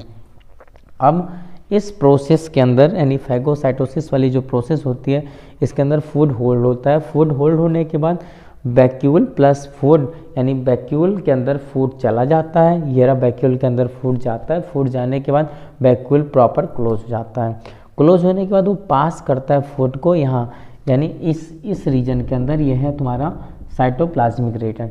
तो इस साइटोप्लाज्म के अंदर क्या करता है, फूड को वो ट्रांसफ़र करता है ताकि फूड का डाइजेशन हो सके, और हर सेल के अंदर या जहाँ पे एनर्जी की रिक्वायरमेंट है वहाँ पे चीज़ें एब्जॉर्ब हो जाए। एब्जॉर्ब होने के बाद अब प्रोसेस आती है एसिमिलेशन की, यानी बाहर निकालने की। तो जो वेस्ट बचता है उसको हम इंजेस्ट कर देते हैं और आउटसाइड वेस्ट को रिमूव कर देते हैं। ये प्रोसेस क्या होती है अमीबा के अंदर डाइजेशन की। तो सबसे पहले अमीबा ने क्या किया, एक अमीबा था और वो जो अमीबा था वो सिंगल सेलुलर यानी यूनिसेलुलर ऑर्गेनिज्म था। उसके पास एक वैक्यूल था, सिंगल सेल थी, और सिंगल सेल के अंदर साइटोप्लाज्म और न्यूक्लियस था। अमीबा एक फूड पार्टिकल को देखता है, और उस फूड पार्टिकल जो होता है वो होलोजोइक होता है, नहीं वो सॉलिड फॉर्म होता है या सेमी सॉलिड हो सकता है या लिक्विड कंपोनेंट हो सकता है। उसको वो इनटेक करने के लिए मूवमेंट करता है। उस मूवमेंट को बोलते हैं सूडोपोडिया मूवमेंट, और वो सूडोपोडियल मूवमेंट से उसको होल्ड करता है, फूड को होल्ड करता है, यानी फूड को पकड़ता है, और फूड को पकड़ के वैक्यूल की तरफ इजेक्ट करता है, यानी वैक्यूल की तरफ उसको धक्का देता है, पुश करता है, और वैक्यूल के अंदर जैसे ही फूड जाता है वैक्यूल होल्ड हो जाता है, या वैक्यूल क्लोज हो जाता है। फूड को लेके वैक्यूल क्लोज हो जाता है, और वैक्यूल क्लोज होने के बाद नेक्स्ट प्रोसेस ये होती है कि जो वैक्यूल के अंदर फूड होता है उसको डाइजेशन के लिए वो साइटोप्लाज्म में भेजता है ताकि वो पच सके फूड। और डाइजेशन के लिए जब साइटोप्लाज्म में फूड जाता है तो उसके बाद कंडीशन आती है एब्जॉर्प्शन की, यानी जब फूड डाइजेस्ट हो जाता है तो उसको एनर्जी जो होती है उसको एब्जॉर्ब करना होता है, कि जो एनर्जी या जो पार्टिकल्स बने डाइजेशन के बाद उनको किसी न किसी को एब्जॉर्ब करना है। तो वो उस सेल के होल बॉडी में जहाँ पे जितनी एनर्जी की रिक्वायरमेंट होती है उसके अकॉर्डिंग वो यूटिलाइज हो जाता है, और जब वो यूटिलाइज होता है तो उसकी वजह से कुछ वेस्ट बनता है, यानी वो एसिमुलेट होता है, और जो वेस्ट बनता है वो इजेक्ट होता है outside of the body by help of amoeba. Biology chapter first, life process. Life process basically क्या होता है कि जो जीव होते हैं उनकी इंटरनल प्रक्रिया क्या होती है उसे हम लाइफ प्रोसेस बोलते हैं, यानी जीवन की प्रक्रिया को या जैव प्रक्रम को हम लाइफ प्रोसेस बोलते हैं। तो जो लाइफ प्रोसेस चैप्टर है उसके अंदर हमें सबसे पहले पढ़ना है कि लाइफ प्रोसेस होता है क्या। लाइफ प्रोसेस वो सारी एक्टिविटी या वो सारे केमिकल रिएक्शंस जो हमारी बॉडी के अंदर ग्रोथ करने में, रिप्रोडक्शन करने में या हार्मोन्स रिलीज़ करने में हेल्प करते हैं, या वो एक्टिविटी जैसे मूवमेंट करना हमारी बॉडी का, या फिर हमारी बॉडी में circulation system, respiration, digestion, expression and so many things, ये सारे के सारे क्या करते हैं हमारी बॉडी के अंदर मेटाबॉलिक एक्टिविटी को करते हैं, जिसकी वजह से हमारी बॉडी जो है वो एक सुचारू रूप से चलती रहती है। तो इसको हम लाइफ प्रोसेस बोलते हैं। जैसे यहाँ पे मैंने लिखा life process series of action that are essential for living being sustain, मतलब वो सारे एक्शंस जो हमारी बॉडी को लिविंग रहने के लिए या हमारी बॉडी को डे टू डे लाइफ में रन करने के लिए सस्टेन होते हैं, वो सारे के सारे सीरीज ऑफ एसेंशियल एक्शंस जो होते हैं वो रिक्वायर होते हैं। ये सारे एसेंशियल एक्शंस हैं मूवमेंट, यानी हम कहीं बॉडी के मूवमेंट करना, मतलब बॉडी एक प्लेस पे है और वो अपने प्लेस को नहीं चेंज कर रही है पर अपने बॉडी के पोस्चर को चेंज कर रही है, इसको हम मूवमेंट बोलते हैं। सेकंड है रेस्पिरेशन। रेस्पिरेशन में inhale and exhale of gaseous exchange like O2 and CO2, oxygen और कार्बन डाइऑक्साइड का एक्सचेंज करना रेस्पिरेशन कहलाता है, इसको हिंदी में श्वसन भी बोलते हैं। थर्ड पॉइंट है एक्सक्रीशन। एक्सक्रीशन में होता है removal of waste. Removal of waste यानी जो भी हमारी बॉडी में अनडाइजेस्टेड कंपोनेंट है या टॉक्सिक कंपोनेंट है हमारी बॉडी का, उसको रिमूव करना वेस्ट कहलाता है। हमारी बॉडी से यूरिन और फीकल मैटर का रिमूव करना वेस्ट कहलाता है। एक्सक्रीशन के बाद है सेंसिटिविटी। हमारी बॉडी सेंसिटिव है, जब भी सनलाइट होती है तो हमारी जो स्किन है वो सनलाइट को एब्जॉर्ब करती है, या हम किसी गर्म या ठंडी चीज़ को जब टच करते हैं तो हमारी बॉडी उस चीज़ के प्रति एक्शन देती है या उस एक्शन के प्रति रिएक्शन देती है। ये क्या कहलाता है? सेंसिटिविटी कहलाता है। सेंसिटिविटी के बाद ग्रोथ। हमारी बॉडी में ग्रोथ होता रहता है, हमारी बॉडी के डिफरेंट ऑर्गन्स में ग्रोथ होता है, यहाँ तक कि हमारी हाइट बढ़ती है तो ये भी एक ग्रोथ है। हैंड हमारा बचपन से अभी तक इंक्रीज हुआ कुछ तो उसे क्या बोलते हैं? ग्रोथ बोलते हैं। तो होल बॉडी के अंदर कब टिश्यू बिल्डअप करती रहती है और बॉडी में ग्रोथ होता रहता है। ग्रोथ के बाद है रिप्रोडक्शन। रिप्रोडक्शन होता है कि सेम अपने जैसा एक नया जीव उत्पन्न करना या न्यू ऑर्गेनिज्म प्रोड्यूस करना बाय हेल्प ऑफ पेरेंट्स, जो है उसे हम बोलते हैं रिप्रोडक्शन। रिप्रोडक्शन भी टाइप होता है, लेकिन यहाँ पे जो पढ़ना है वो रिप्रोडक्शन है। फिर उसके बाद एक्सक्रीशन। एक्सक्रीशन में वेस्ट रिमूव होता है। एक्सक्रीशन में 2 बार लिख दिया है। न्यूट्रिशन। न्यूट्रिशन वो सारी इसेंशियल एलिमेंट जो हमारी बॉडी को एनर्जी देते हैं या हमारी बॉडी को वो इसेंशियल एलिमेंट जो चाहिए होते हैं जिससे हमारी बॉडी स्ट्रांग रहती है, बिल्डिंग अप रहती है, हम हेल्थी रहते हैं, हम डिसीज़ फ्री रहते हैं और हमारी बॉडी में एंटीबॉडी बनता है, एंटीजन बनता है, उसे हम न्यूट्रिशंस बोलते हैं। अब nutrition according to habitat nutrition 2 type का होता है, ऑटोट्रॉपिक और हेट्रोट्रॉपिक। ये डिपेंड करता है एनिमल में। जैसे यहाँ पे यूनिसेलुलर एनिमल है और मल्टीसेलुलर। मैंने यहाँ पे 2 टाइप एनिमल्स लिया हुआ है, एक यूनिसेलुलर एनिमल लिया हुआ है, दूसरा मल्टी सेलुलर एनिमल लिया हुआ है। यूनिसेलुलर एनिमल वो एनिमल होते हैं जिनमें एक सिंगल सेल होती है और उनकी सारी की सारी एक्टिविटी सिंगल सेल के अंदर होती है। Example amoeba. तो अमीबा में जो ये क्या नाम है लाइफ प्रोसेस है वो एक सिंगल सेल के अंदर इन्वॉल्व होगी और सब कुछ सिंगल सेल को ही परफॉर्म करना पड़ेगा अमीबा के केस में या किसी यूनिसेलुलर ऑर्गेनिज्म के केस में। बट मल्टीसेलुलर ऑर्गेनिज्म के केस में क्या होता है कि डिफरेंट ऑर्गन्स होते हैं और वो सारे एक दूसरे के साथ अरेंज होते हैं और वो एक रिदमिक एक्सप्रेशन या रिदमिक एक्शन करते हैं और होल बॉडी में एक्टिविटी होती रहती है। तो ये यूनिसेलुलर और मल्टीसेलुलर में कुछ चेंजेस थे। एक बार दोबारा से रिपीट कर देते हैं। Life process. लाइफ प्रोसेस में क्या होता है कि हमारी जो बॉडी है उसके इंटरनल चेंजेस, यानी लाइफ हमारी बॉडी के अंदर डाइजेशन हो रहा है जो हमें दिख नहीं रहा होता है, बॉडी के अंदर ब्लड सर्कुलेट कर रहा होता है, रेस्पिरेशन हो रहा होता है, एक्सचेंज ऑफ गैसेस हो रहा होता है, वेस्ट रिमूव हो रहा होता है। तो ये जो सारी एक्टिविटीज़ है बॉडी के इंटरनल जो मेटाबॉलिक एक्टिविटीज़ हैं या जो भी सीरीज़ ऑफ एक्टिविटीज़ है जो कि हमारी बॉडी को रन करवाती हैं, हमारे जो ऑर्गन्स हैं वो रिदमिक वे में रहते हैं, चाहे वो न्यूरॉन सिस्टम हो, नर्वस सिस्टम हो, सर्कुलेटरी सिस्टम हो, रेस्पिरेटरी सिस्टम हो, डाइजेस्टिव सिस्टम हो, एक्सक्रीटरी सिस्टम हो, ये सारी एक्टिविटीज़ जो होती हैं वो मूवमेंट हो, ये सारी एक्टिविटीज़ होती हैं लाइफ प्रोसेस जो हमारी लाइफ को हमारे बॉडी को रन कराती हैं। अब इन लाइफ प्रोसेस जो होती हैं ये डिपेंड करती है एनिमल टू एनिमल, यानी ये यूनिसेलुलर एनिमल है या मल्टी सेलुलर एनिमल है। अगर यूनिसेलुलर एनिमल है तो उसके अंदर क्या होगा कि सिंगल सेल के अंदर वो सारी एक्टिविटीज़ काम करेंगी या वो सारी एक्टिविटीज़ वर्क करेंगी या परफॉर्म करेंगी बेटर वेज में। बट अगर मल्टी सेलुलर ऑर्गेनिज्म है तो उसमें क्या होता है कि कैटेगरी डिवाइड हो जाती है और कैटेगरी डिवाइड होने से जो वर्क है वो और ज़्यादा स्टेमिना या और ज़्यादा स्टेबिलिटी के साथ परफॉर्म करने लगता है। जैसे एग्जांपल मल्टी सेलुलर ऑर्गेनिज्म में क्या होता है well develop system. Multi cellular organism के अंदर वेल डेवलप सिस्टम्स होते हैं, अलग अलग चीज़ के लिए अलग अलग सिस्टम होते हैं, जबकि यूनिसेलुलर ऑर्गेनिज्म में सिंगल सेल होने की वजह से उसमें एक ही में सब सारी चीज़ें इंक्लूड होती हैं तो उसमें सिस्टमिक वे नहीं होता। लेकिन मल्टी सेलुलर ऑर्गेनिज्म में क्या होता है कि सिस्टमेटिक वे होता है, एक सिस्टम होता है, उस सिस्टम के अकॉर्डिंग ऑर्गन्स वेल डेवलप होते हैं और present to carry out the process, और वो क्या करते हैं उस प्रोसेस को परफॉर्म करते रहते हैं। अब पढ़ेंगे हम न्यूट्रिशन।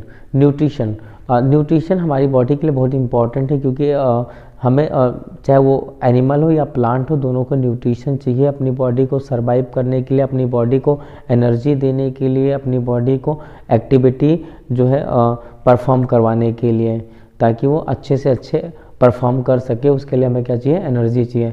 तो वो एनर्जी हमें न्यूट्रिशन से मिलती है। तो वो सारे इसेंशियल कंपोनेंट है, वो सारे इसेंशियल एलिमेंट जो हमारी बॉडी को एनर्जी प्रोवाइड कराते हैं उसे हम क्या बोलते हैं, न्यूट्रिशन बोलते हैं। तो मोड न्यूट्रिशन वैसे दो टाइप का होता है, एक मैक्रो न्यूट्रिशन होता है, एक माइक्रो न्यूट्रिशन होता है। मैक्रो न्यूट्रिशन जो होते हैं हमें हाई अमाउंट में मिलते हैं, जबकि माइक्रो न्यूट्रिशन हमें कम अमाउंट में ज़रूरत होती है।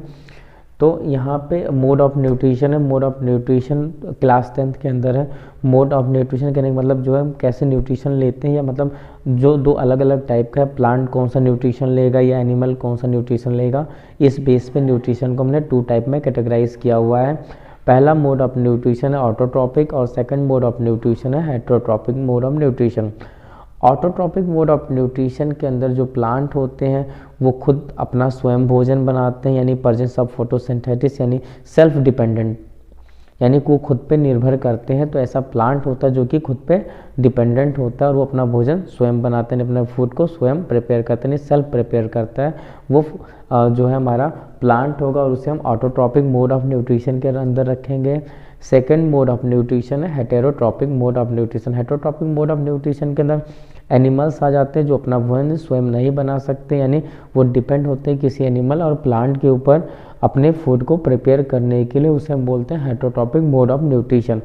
ऑटोट्रॉपिक मोड ऑफ न्यूट्रिशन के अंदर जो प्लांट होते हैं उनके पास फोटो एनर्जी को केमिकल एनर्जी में ब्रेक करते हैं और अपने फूड को प्रिपेयर करते हैं। तो फर्स्ट ऑफ ऑल हम पढ़ेंगे photo autotrophic mode of nutrition, सबसे पहले हम पढ़ेंगे। और ऑटोट्रॉपिक मोड ऑफ न्यूट्रिशन कहने का मतलब ये है कि ऐसे प्लांट जो अपना फूड स्वयं बनाते हैं, यानी वो खुद ही प्रिपेयर करते हैं, यानी ऑन सेल्फ प्रिपेयर करते हैं, उन टाइप के प्लांट को हम क्या बोलते हैं, ऑटोट्रॉपिक प्लांट बोलते हैं। इसमें कुछ बैक्टीरिया होते हैं जो केमिकल के थ्रू भी अपना खुद का फूड प्रिपेयर करते हैं, उसे हम कीमो ऑटोट्रॉप भी बोलते हैं। तो यहाँ पे हम सबसे पहले पढ़ेंगे ऑटोट्रॉपिक न्यूट्रिशन।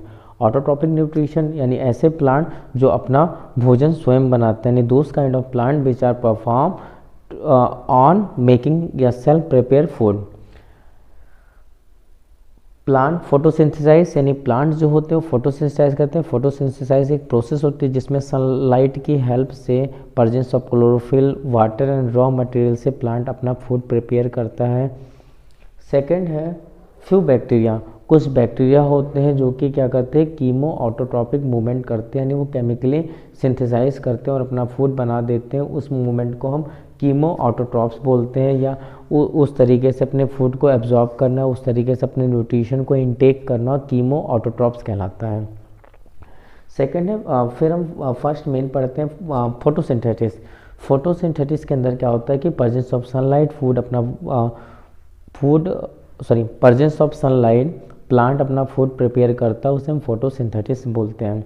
फोटोसिंथेसिस के अंदर क्या होता है, यूजिंग सनलाइट, यानी प्रेजेंस ऑफ सनलाइट के अंदर क्या होता है, एंड वाटर प्रोवाइड, मतलब सनलाइट होनी चाहिए और वाटर होना चाहिए प्लस रॉ मटेरियल होना चाहिए, वो क्या प्रोवाइड करेगा, नरिशमेंट। अब ये नरिशमेंट दो टाइप का हो सकता है, एक वो कि जो पहले तो वाटर लिया, सनलाइट लिया और रॉ मटेरियल लिया। वाटर जो है गैस से एक्सचेंज करके लिया,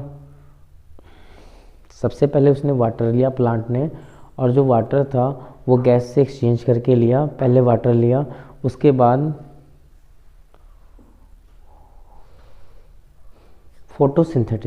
फोटोसिंथेसिस में हम पढ़ेंगे कि using sunlight water and raw material, using sunlight water and raw material जो है वो प्रोवाइड करता है नरिशमेंट प्लांट को और अदर एनिमल को।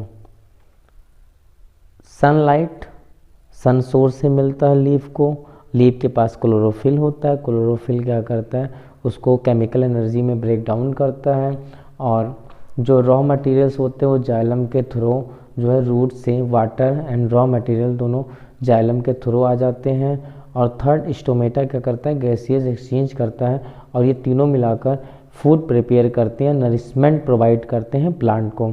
तो सिर्फ प्लांट को नरिशमेंट नहीं प्रोवाइड करते, देमसेल्फ यानी प्लांट को और अदर ऑर्गेनिज्म को, देमसेल्फ यानी प्लांट और अदर ऑर्गेनिज्म। अदर ऑर्गेनिज्म कहने का मतलब ये कि जब जितनी नरिशमेंट की रिक्वायरमेंट प्लांट को होती है उतनी नरिशमेंट की रिक्वायरमेंट प्लांट को मिल जाती है, तो प्लांट उसको एक फ्रूट के फॉर्म में स्टोर करता है या वेजिटेबल के फॉर्म में स्टोर कर देता है, और वो फ्रूट या वेजिटेबल हम लोग खाते हैं, तो हम या और अदर एनिमल्स जो होते हैं वो खाते हैं, तो उनको भी उससे नरिशमेंट मिल जाता है। तो सबसे पहले ऑटोट्रॉपिक मोड ऑफ न्यूट्रिशन पढ़ा था। ऑटोट्रॉपिक मोड ऑफ न्यूट्रिशन के अंदर making it's on food. Autotrophic mode of nutrition के अंदर क्या था कि जो अपना फूड स्वयं बनाते हैं, मेकिंग इट्स ऑन फूड यानी खुद ही अपना भोजन बनाते हैं या खुद ही अपना फूड प्रिपेयर करते हैं या सेल्फ प्रिपेयर करते हैं, उन्हें हम ऑटोट्रॉपिक बोलते हैं। ऑटोट्रॉपिक के अंदर प्लांट सिंथेसाइज यानी प्लांट फोटोसिंथेसाइज यानी प्लांट सनलाइट के प्रेजेंस में अपना फूड प्रिपेयर करता है, उसे प्लांट फोटोसिंथेसाइज बोलते हैं। सेकेंड है few bacteria. Few bacteria use chemical. कुछ बैक्टीरिया ऐसे होते हैं जो कि केमिकली सिंथेसाइज करते हैं, उसे हम कीमो एटोट्रॉप्स बोलते हैं। ऐसे कुछ सल्फर बैक्टीरिया होते हैं, कुछ रोडोप्सिन बैक्टीरिया होते हैं जो कि क्या करते हैं, अपने फूड को प्रिपेयर करते हैं। फोटोसिंथेसिस। फोटोसिंथेसिस पहला पार्ट था हमारा जो प्लांट प्रिपेयर कर रहा था। प्लांट क्या करता है, यूज कर रहा था sunlight and water. Plant use कर रहा था सनलाइट एंड वाटर जो कि प्रोवाइड कर रहा था नरिशमेंट। नरिशमेंट किसको प्रोवाइड कर रहा था, देमसेल्फ यानी खुद को यानी प्लांट को, प्लस अदर ऑर्गेनिज्म। जब उसके पास ज़्यादा हो जाता था तो उसे फ्रूट या वेजिटेबल के फॉर्म करके या फ्रूट या वेजिटेबल का फॉर्मेशन करके अदर प्लांट और एनिमल को प्रोवाइड करता था नरिशमेंट। अब ये प्रोसेस कैसे होती थी, क्लोरोफिल एब्जॉर्ब सनलाइट। सबसे पहले जो क्लोरोफिल होता था यानी जो हमारी लीफ होती थी ग्रीन कलर की, उनके पास क्लोरोफिल प्रेजेंस होता था, और वो जो क्लोरोफिल होता था वो सबसे पहले क्या करता था, जो सनलाइट आ रही होती थी या जो सन की रेज आ रही होती थी उसको इमिट करता था और एब्जॉर्ब करता था। सनलाइट एब्जॉर्ब करने के बाद light energy split water into hydrogen oxygen. तो जो सनलाइट की लाइट आ रही होती थी वो लाइट एनर्जी जो थी वो स्प्लिट कर देती थी वाटर को हाइड्रोजन और ऑक्सीजन में, यानी वाटर जो था उसके वाटर को दो मॉलिक्यूल्स के फॉर्म में ब्रेक कर देती थी, हाइड्रोजन मॉलिक्यूल और ऑक्सीजन मॉलिक्यूल के फॉर्म में ब्रेक कर देती थी किसको, वाटर को। यानी वाटर सनलाइट के प्रेजेंस की वजह से क्लोरोफिल में ब्रेक होता था वाटर और ऑक्सीजन में। Hydrogen used to reduce carbon dioxide. Hydrogen क्या करता था, रिड्यूस करता था कार्बन डाइऑक्साइड को। हाइड्रोजन हेल्प करता था रिड्यूस करने में कार्बन डाइऑक्साइड को और उसे कन्वर्ट कर देता था कार्बोहाइड्रेट। कार्बोहाइड्रेट मतलब एक टिपिकल ग्लूकोज की फॉर्मेशन में कन्वर्ट कर देता था, यानी प्लांट को एनर्जी देता था। तो सबसे पहले क्या था, जो ऑक्सीजन थी और हाइड्रोजन दो पार्ट्स में स्प्लिट हुए, किसकी वजह से, सनलाइट की वजह से। क्लोरोफिल के प्रेजेंस में वाटर दो पार्ट्स में स्प्लिट हुआ, हाइड्रोजन और ऑक्सीजन में। उसमें से जो पहला पार्ट हाइड्रोजन था वो हाइड्रोजन यूज करता था रिड्यूस कार्बन डाइऑक्साइड। वो कार्बन डाइऑक्साइड को रिड्यूस करके क्या करता था, कार्बोहाइड्रेट के फॉर्म में कन्वर्ट कर देता था। और कार्बोहाइड्रेट क्या था, एक टिपिकल ग्लूकोज था जो कि प्लांट को एनर्जी देता था। 6 carbon dioxide plus 6 water gives out 6 C6H12O6 plus energy. मतलब 6 कार्बन प्लस 6 वाटर मिलकर ऐड होकर हमें ग्लूकोज प्लस एनर्जी देते थे, यानी प्लांट को ग्लूकोज और एनर्जी देते थे। और जो ऑक्सीजन था वो इन्वायरमेंट में दोबारा से चला जाता था और वो एनिमल्स के काम आ जाता था रेस्पिरेशन में। सेकेंड है chlorophyll is essential for photosynthesis. Chlorophyll बहुत इंपॉर्टेंट है फोटोसिंथेसिस के लिए to facilitate intake of carbon dioxide. मतलब जो क्लोरोफिल है बहुत इंपॉर्टेंट है प्लांट के लिए ताकि वो इनटेक कर सके। क्लोरोफिल बहुत इंपॉर्टेंट है प्लांट के लिए ताकि वो इनटेक कर सके किसको, कार्बन डाइऑक्साइड को। ये इतना फोटोसिंथेसिस प्रोसेस था। फोटोसिंथेसिस प्रोसेस के अंदर क्लोरोफिल लीफ में स्टोमेटा पाया जाता है। अब वो जो स्टोमेटा होता है उस स्टोमेटा का क्या काम है, जो स्टोमेटा होता है, स्टोमेटा प्लांट के अंदर बैक साइड में होता है, यानी एब्रोलर सरफेस के ऊपर होता है, और उस सरफेस पे छोटे छोटे माइन्यूट से पोर होते हैं। वो जब लाइट रहती है तो वो ओपन होते हैं, लाइट नहीं होती तो वो क्लोज हो जाते हैं, यानी presence of sunlight open, absence of sunlight they are close. अगर शैडो आती है तब भी वो क्लोज हो जाते हैं, जब लाइट पड़ती है तभी वो ओपन होते हैं। अगर ऐसा ना करें तो उनको ट्रांसपिरेशन करना पड़ेगा और लॉस ऑफ वाटर ज़्यादा होगा। तो इसको बचने के लिए ये स्टोमेटा होता है गार्ड सेल जो कि ओपनिंग और क्लोजिंग करता है। तो स्टोमेटा क्या है, पोर्स हैं, pores on the leaf. Stomata क्या होता है, जो लीफ के ऊपर पोर्स होते हैं, पत्तियों के ऊपर बहुत सारे होल्स दिखते हैं हमें, उसे हम बोलते हैं स्टोमेटा। अभी जो स्टोमेटा है, पोर्स ऑन द लीव्स, यानी पत्तियों के ऊपर जो बहुत सारे लीव्स के ऊपर पोर्स यानी छोटे छोटे माइन्यूट से होल्स दिखते हैं, उसको हम स्टोमेटा बोलते हैं। ये हेल्प करती है एक्सचेंज ऑफ गैसेस, यानी कार्बन डाइऑक्साइड इनटेक करना और कार्बन डाइऑक्साइड इनटेक करना और ऑक्सीजन को आउट कर देना, यानी एक्सचेंज ऑफ गैसेस में हेल्पफुल होती हैं। Found under side of leaf, ये कहाँ पे, लीफ के अंदर पाई जाती हैं। गार्डेड बाय गार्ड सेल, और इनको जो देखभाल है वो कौन करता है, गार्ड सेल करता है। गार्ड सेल ओपनिंग और क्लोजिंग में हेल्प करता है। ओपनिंग और क्लोजिंग कहने का मतलब ये है कि जब सनलाइट रहती है तो ये गार्ड सेल ओपन स्टोमेटा को ओपन कर देते हैं ताकि गैसेस एक्सचेंज हो सके। अगर सनलाइट नहीं होती, शैडो आ जाता है, तो वो स्टोमेटा को क्लोज कर देते हैं ताकि वो गैसेस एक्सचेंज ना कर पाएँ। The water content of the guard cell is responsible for their function, और यहाँ के जो वाटर कंटेंट होते हैं रिस्पॉन्सिबल क्या होते हैं, गार्ड सेल। मतलब ये डायग्राम है स्टोमेटा का, इस डायग्राम के अंदर ये रहा न्यूक्लियस, जो बड़ा वाला सर्कल है ये न्यूक्लियस है। न्यूक्लियस में छोटे छोटे माइन्यूट से सर्कल्स हैं, इन सर्कल्स को मैंने क्लोरोप्लास्ट बनाया है। और ये जो साइन देख रहे हो बॉक्स जैसा, ये वैक्यूल है, सी शेप वैक्यूल है, वैक्यूल। और ये दो क्लोरोप्लास्ट के बीच में गार्ड सेल है, जो कि क्या करते हैं, क्लोरोप्लास्ट को ओपन और क्लोज करते रहते हैं, और इनकी सेल वाल है। अब फिर एक बार इसे रिवाइज कर देते हैं, क्या पढ़ा था हम लोगों ने। सबसे पहले हमने ऑटोट्रॉपिक न्यूट्रिशन पढ़ा। ऑटोट्रॉपिक न्यूट्रिशन उन प्लांट्स के अंदर होता है या उन ऑर्गेनिज्म के अंदर होता है जो खुद अपना भोजन बनाते हैं, यानी वो अपने फूड को सेल्फ प्रिपेयर करते हैं। ऐसे ऑर्गेनिज्म के अंदर ऑटोट्रॉपिक मोड ऑफ न्यूट्रिशन होता है। Autotrophic mode of nutrition categorise हुआ टू पार्ट्स में, एक फोटो ऑटोट्रॉपिक न्यूट्रिशन और chemo autotrophic nutrition. Photo autotrophic nutrition कहने का मतलब था प्रेजेंस ऑफ सनलाइट, जो प्लांट अपना फूड प्रिपेयर करेंगे उसे हम फोटो ऑटोट्रॉपिक न्यूट्रिशन कहेंगे। जो प्लांट प्रेजेंस ऑफ सनलाइट अपना फूड प्रिपेयर करेंगे उसे हम photo autotrophic mode of nutrition कहेंगे, या हम फोटोसिंथेसिस उसे कहेंगे।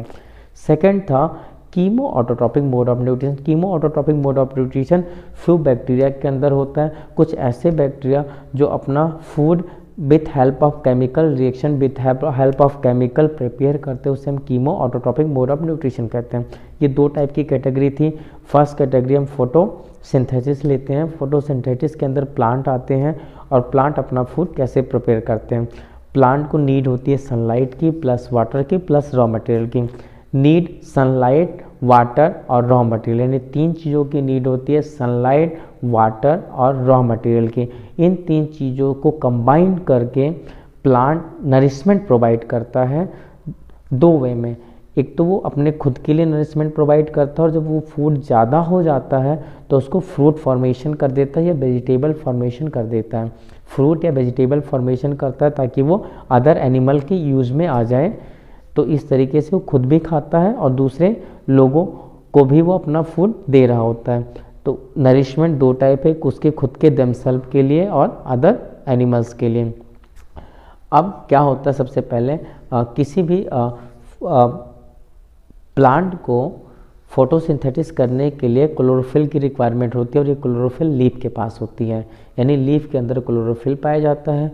तो जो लीफ होती है वो सनलाइट को, जो क्लोरोफिल होता है वो सनलाइट को यानी फोटो एनर्जी को केमिकल एनर्जी में कन्वर्ट करता है। और एक खास बात होती है कि जो फोटो एनर्जी होती है वो वाटर मॉलिक्यूल्स को टू पार्ट्स में स्प्लिट करती है। जो फोटो एनर्जी होती है, जो सनलाइट की एनर्जी आ रही होती है, वो वाटर को दो पार्ट्स में स्प्लिट करती है, हाइड्रोजन मॉलिक्यूल और oxygen molecule. Hydrogen molecule carbon dioxide को रिड्यूस करता है, हाइड्रोजन मॉलिक्यूल कार्बन डाइऑक्साइड को रिड्यूस करता है और टिपिकल ग्लूकोज बना देता है। हाइड्रोजन मॉलिक्यूल कार्बन डाइऑक्साइड को रिड्यूस करता है और टिपिकल ग्लूकोज बना देता है। सेकंड, ऑक्सीजन इन्वायरमेंट में दोबारा से रिटर्न हो जाती है क्योंकि उसका प्लांट को कोई यूज़ नहीं होता है। उसके बाद सेकंड थिंग आती है कि जो क्लोरोफिल होता है वो essential for photosynthesis for facilitate of carbon dioxide. जो फोटोसिंथेसिस इसेंशियल होता है कि कार्बन डाइऑक्साइड कर सके। अभी इसेंशियल इसलिए होता है ताकि इनको कार्बन डाइऑक्साइड की नीड होती है ग्लूकोज फॉर्मेशन करने के लिए। इसके बाद आता है स्टोमेटा। स्टोमेटा जो होता है इसके पास क्या होता है कि लीफ में होता है, लीफ के पास बहुत सारे माइन्यूट से पोर्स होते हैं जिनको हम स्टोमेटा बोल देते हैं।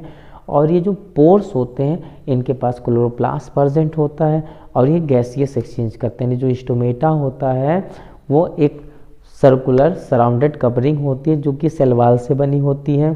सेल वॉल रिजिड भी हो सकता है और सेमी रिजिड भी हो सकता है, ये डिपेंड करता है कि उसके अंदर इंटरसेलुलर स्पेस या इंटरसेलुलर मैट्रिक्स कितना है। उसके बाद इसमें दो सी शेप दिख रहे हैं, ये जो सी शेप है इसे वैक्यूल्स बोलते हैं और वैक्यूल और सेल वॉल के बीच में क्लोरोप्लास्ट पाए जाते हैं और इन क्लोरोप्लास्ट के बीच में गैप होता है। उन गैप के अंदर इन क्लोरोप्लास्ट के बीच में गैप होता है और इन क्लोरोप्लास्ट के गैप के बीच में गार्ड सेल पाई जाती है और गार्ड सेल का काम ये होता है कि presence of sunlight stomata open करना और एब्सेंस ऑफ सनलाइट उसे क्लोज कर देना। तो जब प्रेजेंस ऑफ सनलाइट रहती है तो ओपनिंग रहती है और जब एब्सेंस ऑफ सनलाइट होता है या शैडो आती है तो स्टोमेटा को क्या कर देते हैं, क्लोज कर देते हैं ताकि ट्रांसपिरेशन से ये चीज़ बच सके प्लांट और इसमें ज़्यादा ट्रांसपिरेशन ना हो ताकि वो हाइड्रेटेड ना हो जाए प्लांट। और थर्ड थिंग से कि ये वाटर के लिए रिस्पॉन्सिबल होता है प्लांट के। Saprophytic nutrition, saprophytic nutrition, saprophytic nutrition ऐसे प्लांट जो किसी डेड डिकेइंग कंपोनेंट के ऊपर या किसी सड़े गले पेड़ की लकड़ियों के ऊपर उगते हैं उनको हम सेप्रोफिटिक प्लांट बोलते हैं। जैसे फंगी हो गया, ये सब किसी सड़े गले कंपोनेंट के ऊपर उगते हैं। स्लिम मॉल्ट्स हो गया, तो इनको हम सेप्रोफिटिक प्लांट सेप्रोफिटिक न्यूट्रिशन वाले प्लांट बोलते हैं या न्यूट्रिशन वाले ऑर्गेनिज्म बोलेंगे। सेप्रोफिटिक न्यूट्रिशन वाले ऑर्गेनिज्म बोलेंगे, ना कि प्लांट बोलेंगे। Dead and decaying organic matter, कौन? जहाँ पे dead and decaying organic matter होगा वहाँ पे होंगे, किसी भी सड़े गली जगहों पे उगेंगे। जैसे बरसात के मौसम में जो है, जैसे एग्जाम्पल के लिए कुकुरमुत्ता नाम का प्लांट होता है, वो कुकुरमुत्ता नाम का एक फंगी होता है जो कि हमेशा वहाँ पे दिख जाता है। The food is partially digest outside body and that is absorb, ठीक है। ये क्या करते हैं, अपनी बॉडी के अंदर पार्सली फूड को डाइजेस्ट करते हैं। कहाँ से? आउटसाइड से। आउटसाइड यानी बाहर की तरफ से क्या करते हैं, पार्सली फूड को डाइजेस्ट करते हैं बॉडी के अंदर और उसको फिर एब्जॉर्ब कर लेते हैं। सेकेंड है एग्जाम्पल फंगी है जो कि क्या है, सेप्रोफाइट है। फंगी जो है वो क्या है, सेप्रोफिटिक है, यानी वो डेड डिकेइंग कंपोनेंट के ऊपर मिल जाएंगे, यानी सड़े गली जगहों पे वो मिल जाएंगे। बरसात के सीजन में ये अधिकतर दिख जाते हैं। पैरासाइटिक न्यूट्रिशन, पैरासाइटिक न्यूट्रिशन वो होता है जो पैरासाइट्स होते हैं यानी होस्ट जो हमारी बॉडी को हार्म पहुंचाते हैं और हमसे क्या करते हैं, हमारी बॉडी को हार्म पहुंचाते हैं और हमसे न्यूट्रिशन लेते हैं, उन्हें हम पैरासाइट्स बोलते हैं। तो पैरासाइटिक न्यूट्रिशन क्या होते हैं, some of organism feed on the expense of another organism, मतलब कुछ ऐसे ऑर्गेनिजम्स होते हैं जो कि क्या करते हैं, दूसरा ऑर्गेनिज्म होता है उसके फूड को या उसके न्यूट्रिशन को ले लेते हैं। जैसे मॉस्कीटो हमारी बॉडी के अंदर बाइट करता है और हमारे ब्लड को सक कर लेता है और साथ में कई टाइप के डिसीज जैसे कई टाइप के फीवर दे जाता है, मलेरिया पैरासाइट दे के चला जाता है, प्लाज्मोडियम हमारे बॉडी के अंदर ट्रांसफ़र कर देता है मीरोजोइट के थ्रू। तो some of the organism feed on the expense of another organism, मतलब जो एक्सपेंसिव फूड उसका था उसको क्या करता है, वो अदर ऑर्गेनिज्म खा लेता है and in turn causing harm, और उसको क्या कर देता है, हार्म कॉज कर देता है, यानी उसको हार्म कर देता है। जैसे मैंने अभी मॉस्कीटो का बताया हूँ। These organism live on the body, और वो ऑर्गेनिज्म क्या होते हैं कि हमारी बॉडी में रहते हैं कुछ समय के लिए। Of host organism and derive nutrition directly from the host cell, और ड्राइव करते हैं nutrition directly from host cell. जैसे मॉस्कीटो हो गया, ठीक है, हमारे सर में लाइस हो गया यानी जूं हो गया, वो क्या करता है, हमारे सर में रहता है और हमारा खून चूसता रहता है और हम ऐसे ऐसे करते रहते हैं, ठीक है। तो these organism live on the body of host organism and derive nutrition directly from the host cell, ठीक है। वो क्या करता है कि हमारे बॉडी पे रहता है और हमारी बॉडी से न्यूट्रिशन को लेता रहता है। एग्जाम्पल के लिए लीच एक्टोपैरासाइट है। अब एक्टोपैरासाइट क्या होता है, एक्टोपैरासाइट वो होता है जो हमारी बॉडी के अंदर ना जाए, यानी हमारे बॉडी के इंटरनल ऑर्गन यानी स्किन के अंदर ना जाए, स्किन के बाहर से, जैसे मॉस्कीटो हो गया, लीच हो गया, ये क्या करते हैं, बाहर से सक करते हैं, यानी हमारी बॉडी के ऊपर सरफेस पे दिखते हैं कि यहाँ पे मॉस्किटो बैठा हुआ है या यहाँ पे जोक लगी हुई है, लीच यानी जोक लगी हुई है, और वो क्या कर रही है, ब्लड को सक कर रही है या ब्लड को क्या कर रही है, सक कर रही है। ठीक है, तो ये कौन हो गया, लीच, जो कि एक्टो पैरासाइट है। नहीं, एक्टो मतलब बाहर के पैरासाइट, जो हमारी बॉडी के अंदर ना जा सके, सिर्फ बाहर से ही हमारी बॉडी को हार्म पहुंचाते हैं, उसे हम एक्टो पैरासाइट बोल देते हैं।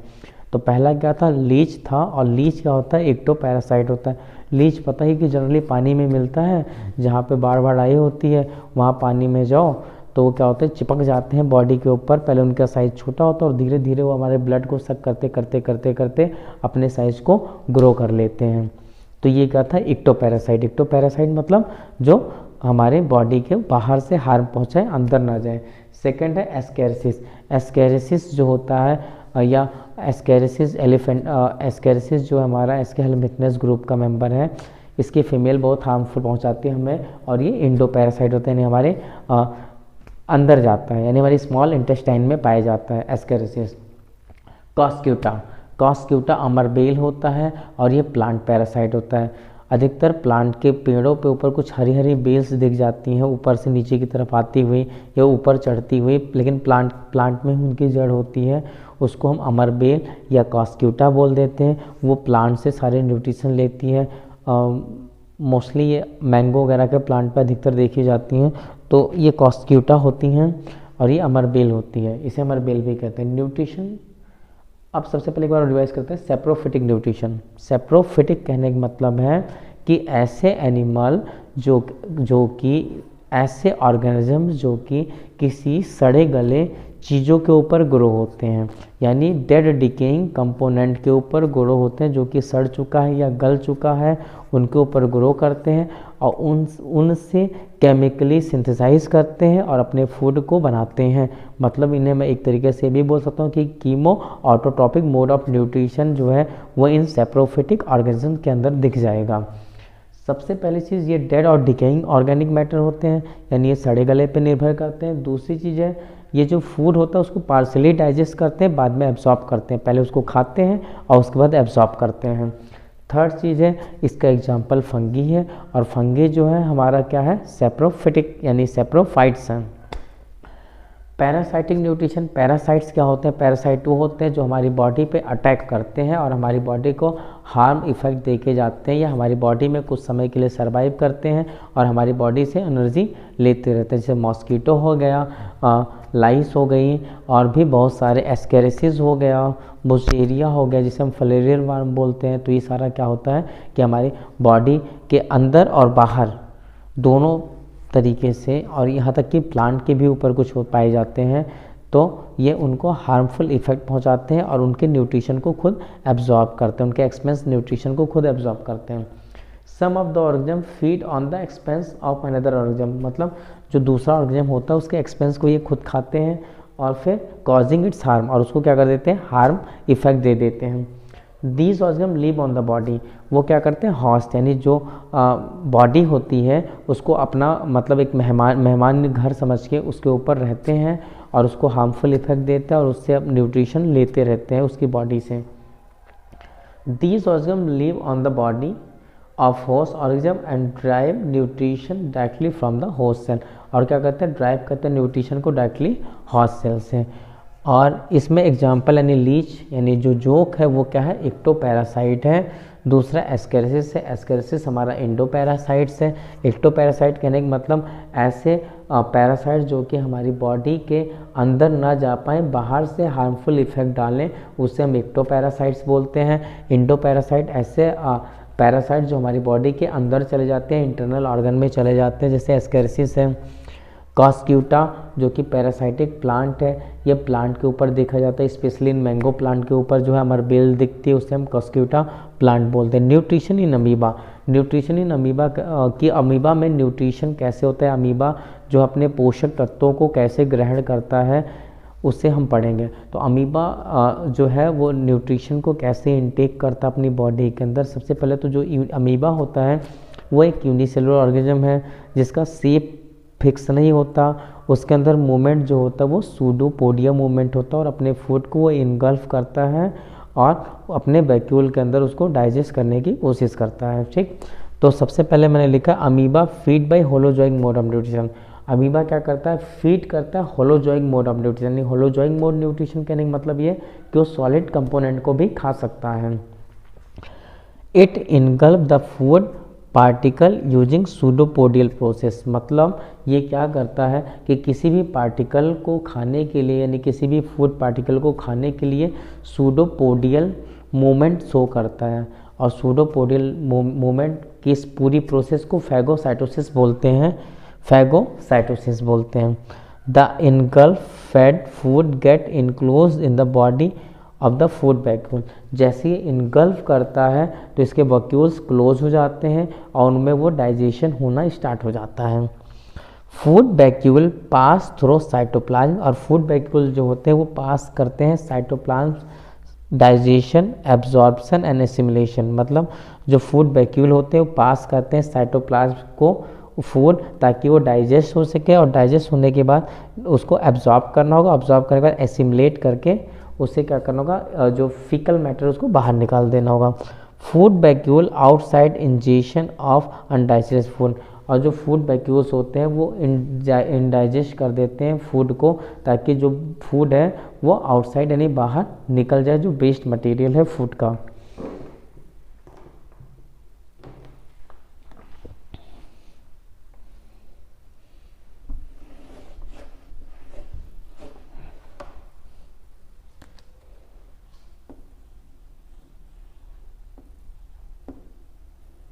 ये सेल मेम्ब्रेन थी अमीबा का केस है ये, जिसमें क्या है, ये सेल मेम्ब्रेन है, ये साइटोप्लाज्म है,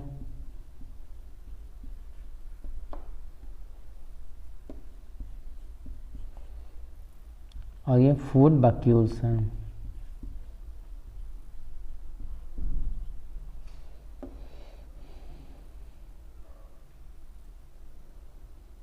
और ये न्यूक्लियस है,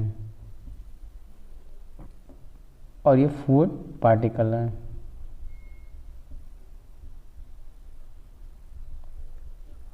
सबसे पहले अमीबा क्या करता है, ये जो फूड पार्टिकल्स ये कैसा है, होलोजोइक मोड ऑफ न्यूट्रिशन है, यानी से सॉलिड फॉर्मेशन है या सेमी सॉलिड फॉर्मेशन है फूड का, यानी होलोजोइक मोड ऑफ न्यूट्रिशन है। इसको क्या करता है, बाय हेल्प ऑफ सूडोपोडिया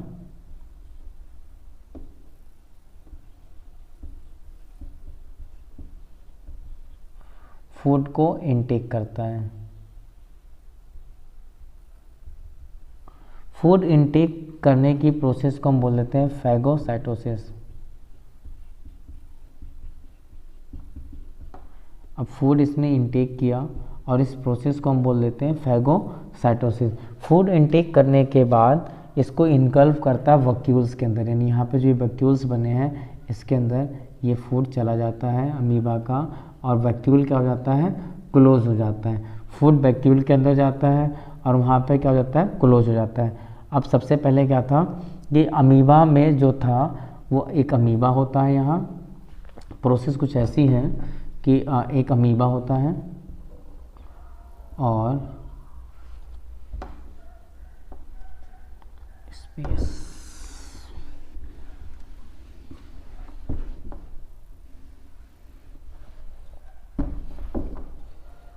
एक अमीबा होता है और वो क्या करता है, न्यूट्रिशन लेता है फूड पार्टिकल से।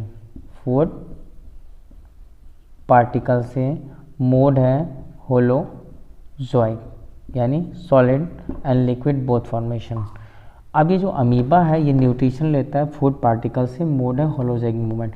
अब ये होलोजोइक मोड से बाय हेल्प ऑफ किससे, सूडोपोडिया, यानी जो सूडोपोडिया यानी जो इसके फॉल्स फीट हैं, यानी झूठे पैर हैं, फॉल्स फीट जो हैं उससे क्या करता है, मूव करता है और क्या करता है, फूड को होल्ड करता है। मूव करने के बाद फूड को होल्ड करता है, फूड होल्ड करता है और होल्ड करने के बाद फूड को वैक्यूल को दे देता है। और वैक्यूल क्या हो जाता है, फूड पाने के बाद फूड वैक्यूल प्लस फूड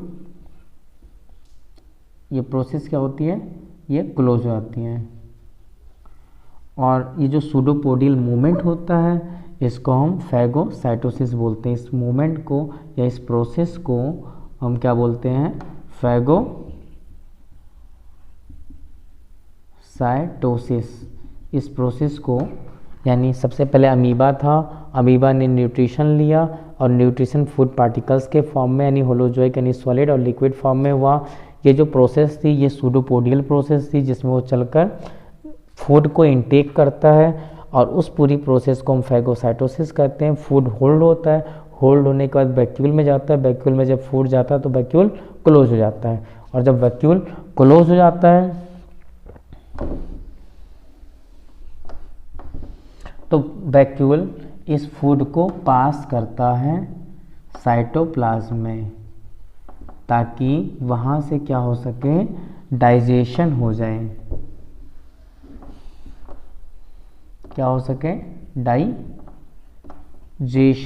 हो जाए और डाइजेशन होने के बाद एब्जॉर्प्शन हो सके, क्योंकि डाइजेशन होगा तो उसको क्या करना होगा, एब्जॉर्ब करना होगा। तो एब्जॉर्प्शन, और एब्जॉर्प्शन होने के बाद एसिमिलेट हो जाए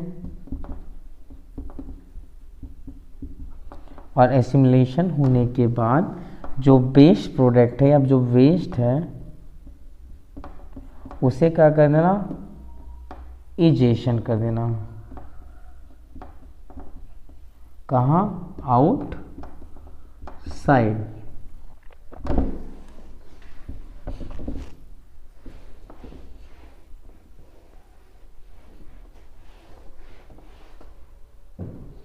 अभी हम क्या पढ़ रहे हैं कि एक फूड वैक्यूल है, यानी एक सबसे पहले हम लेते हैं इस केस के अंदर कि एक अमीबा है। सबसे पहले हम क्या ले रहे हैं, एक अमीबा है और ये अमीबा जो है ये यूनिसेलुलर है।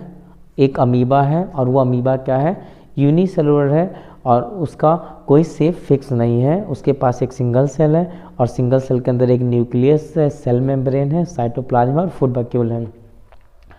अब ये जो अमीबा है ये अमीबा न्यूट्रिशन लेगा, क्योंकि इसको ये जब चलेगा या ये कुछ फंक्शन करेगी इसकी बॉडी तो इसको न्यूट्रिशन की ज़रूरत पड़ेगी और वो न्यूट्रिशन इसको फूड पार्टिकल से मिलेगा, यानी इसको एनर्जी फूड पार्टिकल से मिलेगा। और फूड पार्टिकल होलोजोइक है, होलोजोइक मतलब सॉलिड प्लस लिक्विड, यानी ऐसे हैं जो कि सॉलिड और लिक्विड सॉलिड और लिक्विड दोनों से बने हुए हैं। इस प्रोसेस को कंप्लीट करने के लिए उसे मूवमेंट करना पड़ेगा। उस मूवमेंट को हम बोलते हैं सूडोपोडियल मूवमेंट। सूडोपोडियल मूवमेंट करने का मतलब होता है फॉल्स फिट मूवमेंट, और इस मूवमेंट से फूड होल्ड कर लेगा अमीबा। इस मूवमेंट की वजह से फूड को अमीबा, ये रहा फूड और इसको अमीबा क्या कर रहा है, होल्ड कर लेगा। इस मूवमेंट की वजह से अमीबा फूड को होल्ड करेगा। इस होल्ड करने की प्रोसेस को हम बोलते हैं phagocytosis process. Phagocytosis overall process होती है, इंजेक्शन तक की प्रोसेस होती है पूरी की पूरी, जिसको हम फैगोसाइटोसिस बोलते हैं। अब इस प्रोसेस के अंदर यानी फैगोसाइटोसिस वाली जो प्रोसेस होती है इसके अंदर फूड होल्ड होता है। फूड होल्ड होने के बाद वैक्यूल प्लस फूड, यानी वैक्यूल के अंदर फूड चला जाता है, ये रहा वैक्यूल के अंदर फूड जाता है। फूड जाने के बाद वैक्यूल प्रॉपर क्लोज हो जाता है। क्लोज होने के बाद वो पास करता है फूड को यहाँ, यानी इस रीजन के अंदर ये है तुम्हारा साइटोप्लाज्मिक रीजन। तो इस साइटोप्लाज्म के अंदर क्या करता है, फूड को वो ट्रांसफ़र करता है ताकि फूड का डाइजेशन हो सके और हर सेल के अंदर या जहाँ पे एनर्जी की रिक्वायरमेंट है वहाँ पे चीज़ें एब्जॉर्ब हो जाए। एब्जॉर्ब होने के बाद अब प्रोसेस आती है एसिमिलेशन की, यानी बाहर निकालने की। तो जो वेस्ट बचता है उसको हम इंजेस्ट कर देते हैं और आउटसाइड वेस्ट को रिमूव कर देते हैं। ये प्रोसेस क्या होती है अमीबा के अंदर डाइजेशन की। तो सबसे पहले अमीबा ने क्या किया, एक अमीबा था और वो जो अमीबा था वो सिंगल सेलुलर यानी यूनिसेलुलर ऑर्गेनिज्म था। उसके पास एक वैक्यूल था, सिंगल सेल थी और सिंगल सेल के अंदर साइटोप्लाज्म और न्यूक्लियस था। अमीबा एक फूड पार्टिकल को देखता है और उस फूड पार्टिकल जो होता है वो होलोजोइक होता है, नहीं वो सॉलिड फॉर्म होता है या सेमी सॉलिड हो सकता है या लिक्विड कंपोनेंट हो सकता है। उसको वो इनटेक करने के लिए मूवमेंट करता है, उस मूवमेंट को बोलते हैं सूडोपोडिया मूवमेंट। और वो सूडोपोबियल मूवमेंट से उसको होल्ड करता है, फूड को होल्ड करता है, यानी फूड को पकड़ता है और फूड को पकड़ के वैक्यूल की तरफ इजेक्ट करता है, यानी वैक्यूल की तरफ उसको धक्का देता है, पुश करता है और वैक्यूल के अंदर जैसे ही फूड जाता है वैक्यूल होल्ड हो जाता है या वैक्यूल क्लोज हो जाता है। फूड को लेके वैक्यूल क्लोज हो जाता है और वैक्यूल क्लोज होने के बाद नेक्स्ट प्रोसेस ये होती है कि जो वैक्यूल के अंदर फूड होता है उसको डाइजेशन के लिए वो साइटोप्लाज्म में भेजता है ताकि वो पच सके फूड। और डाइजेशन के लिए जब साइटोप्लाज्म में फूड जाता है तो उसके बाद कंडीशन आती है एब्जॉर्प्शन के लिए। जब फूड डाइजेस्ट हो जाता है तो उसको एनर्जी जो होती है उसको एब्जॉर्ब करना होता है कि जो एनर्जी या जो पार्टिकल्स बने डाइजेशन के बाद उनको किसी न किसी को एब्जॉर्ब करना है। तो वो उस सेल के होल बॉडी में जहाँ पे जितनी एनर्जी की रिक्वायरमेंट होती है उसके अकॉर्डिंग वो यूटिलाइज हो जाता है और जब वो यूटिलाइज होता है तो उसकी वजह से कुछ वेस्ट बनता है, यानी वो एसिमुलेट होता है और जो वेस्ट बनता है वो इजेक्ट होता है outside of the body by help of amoeba.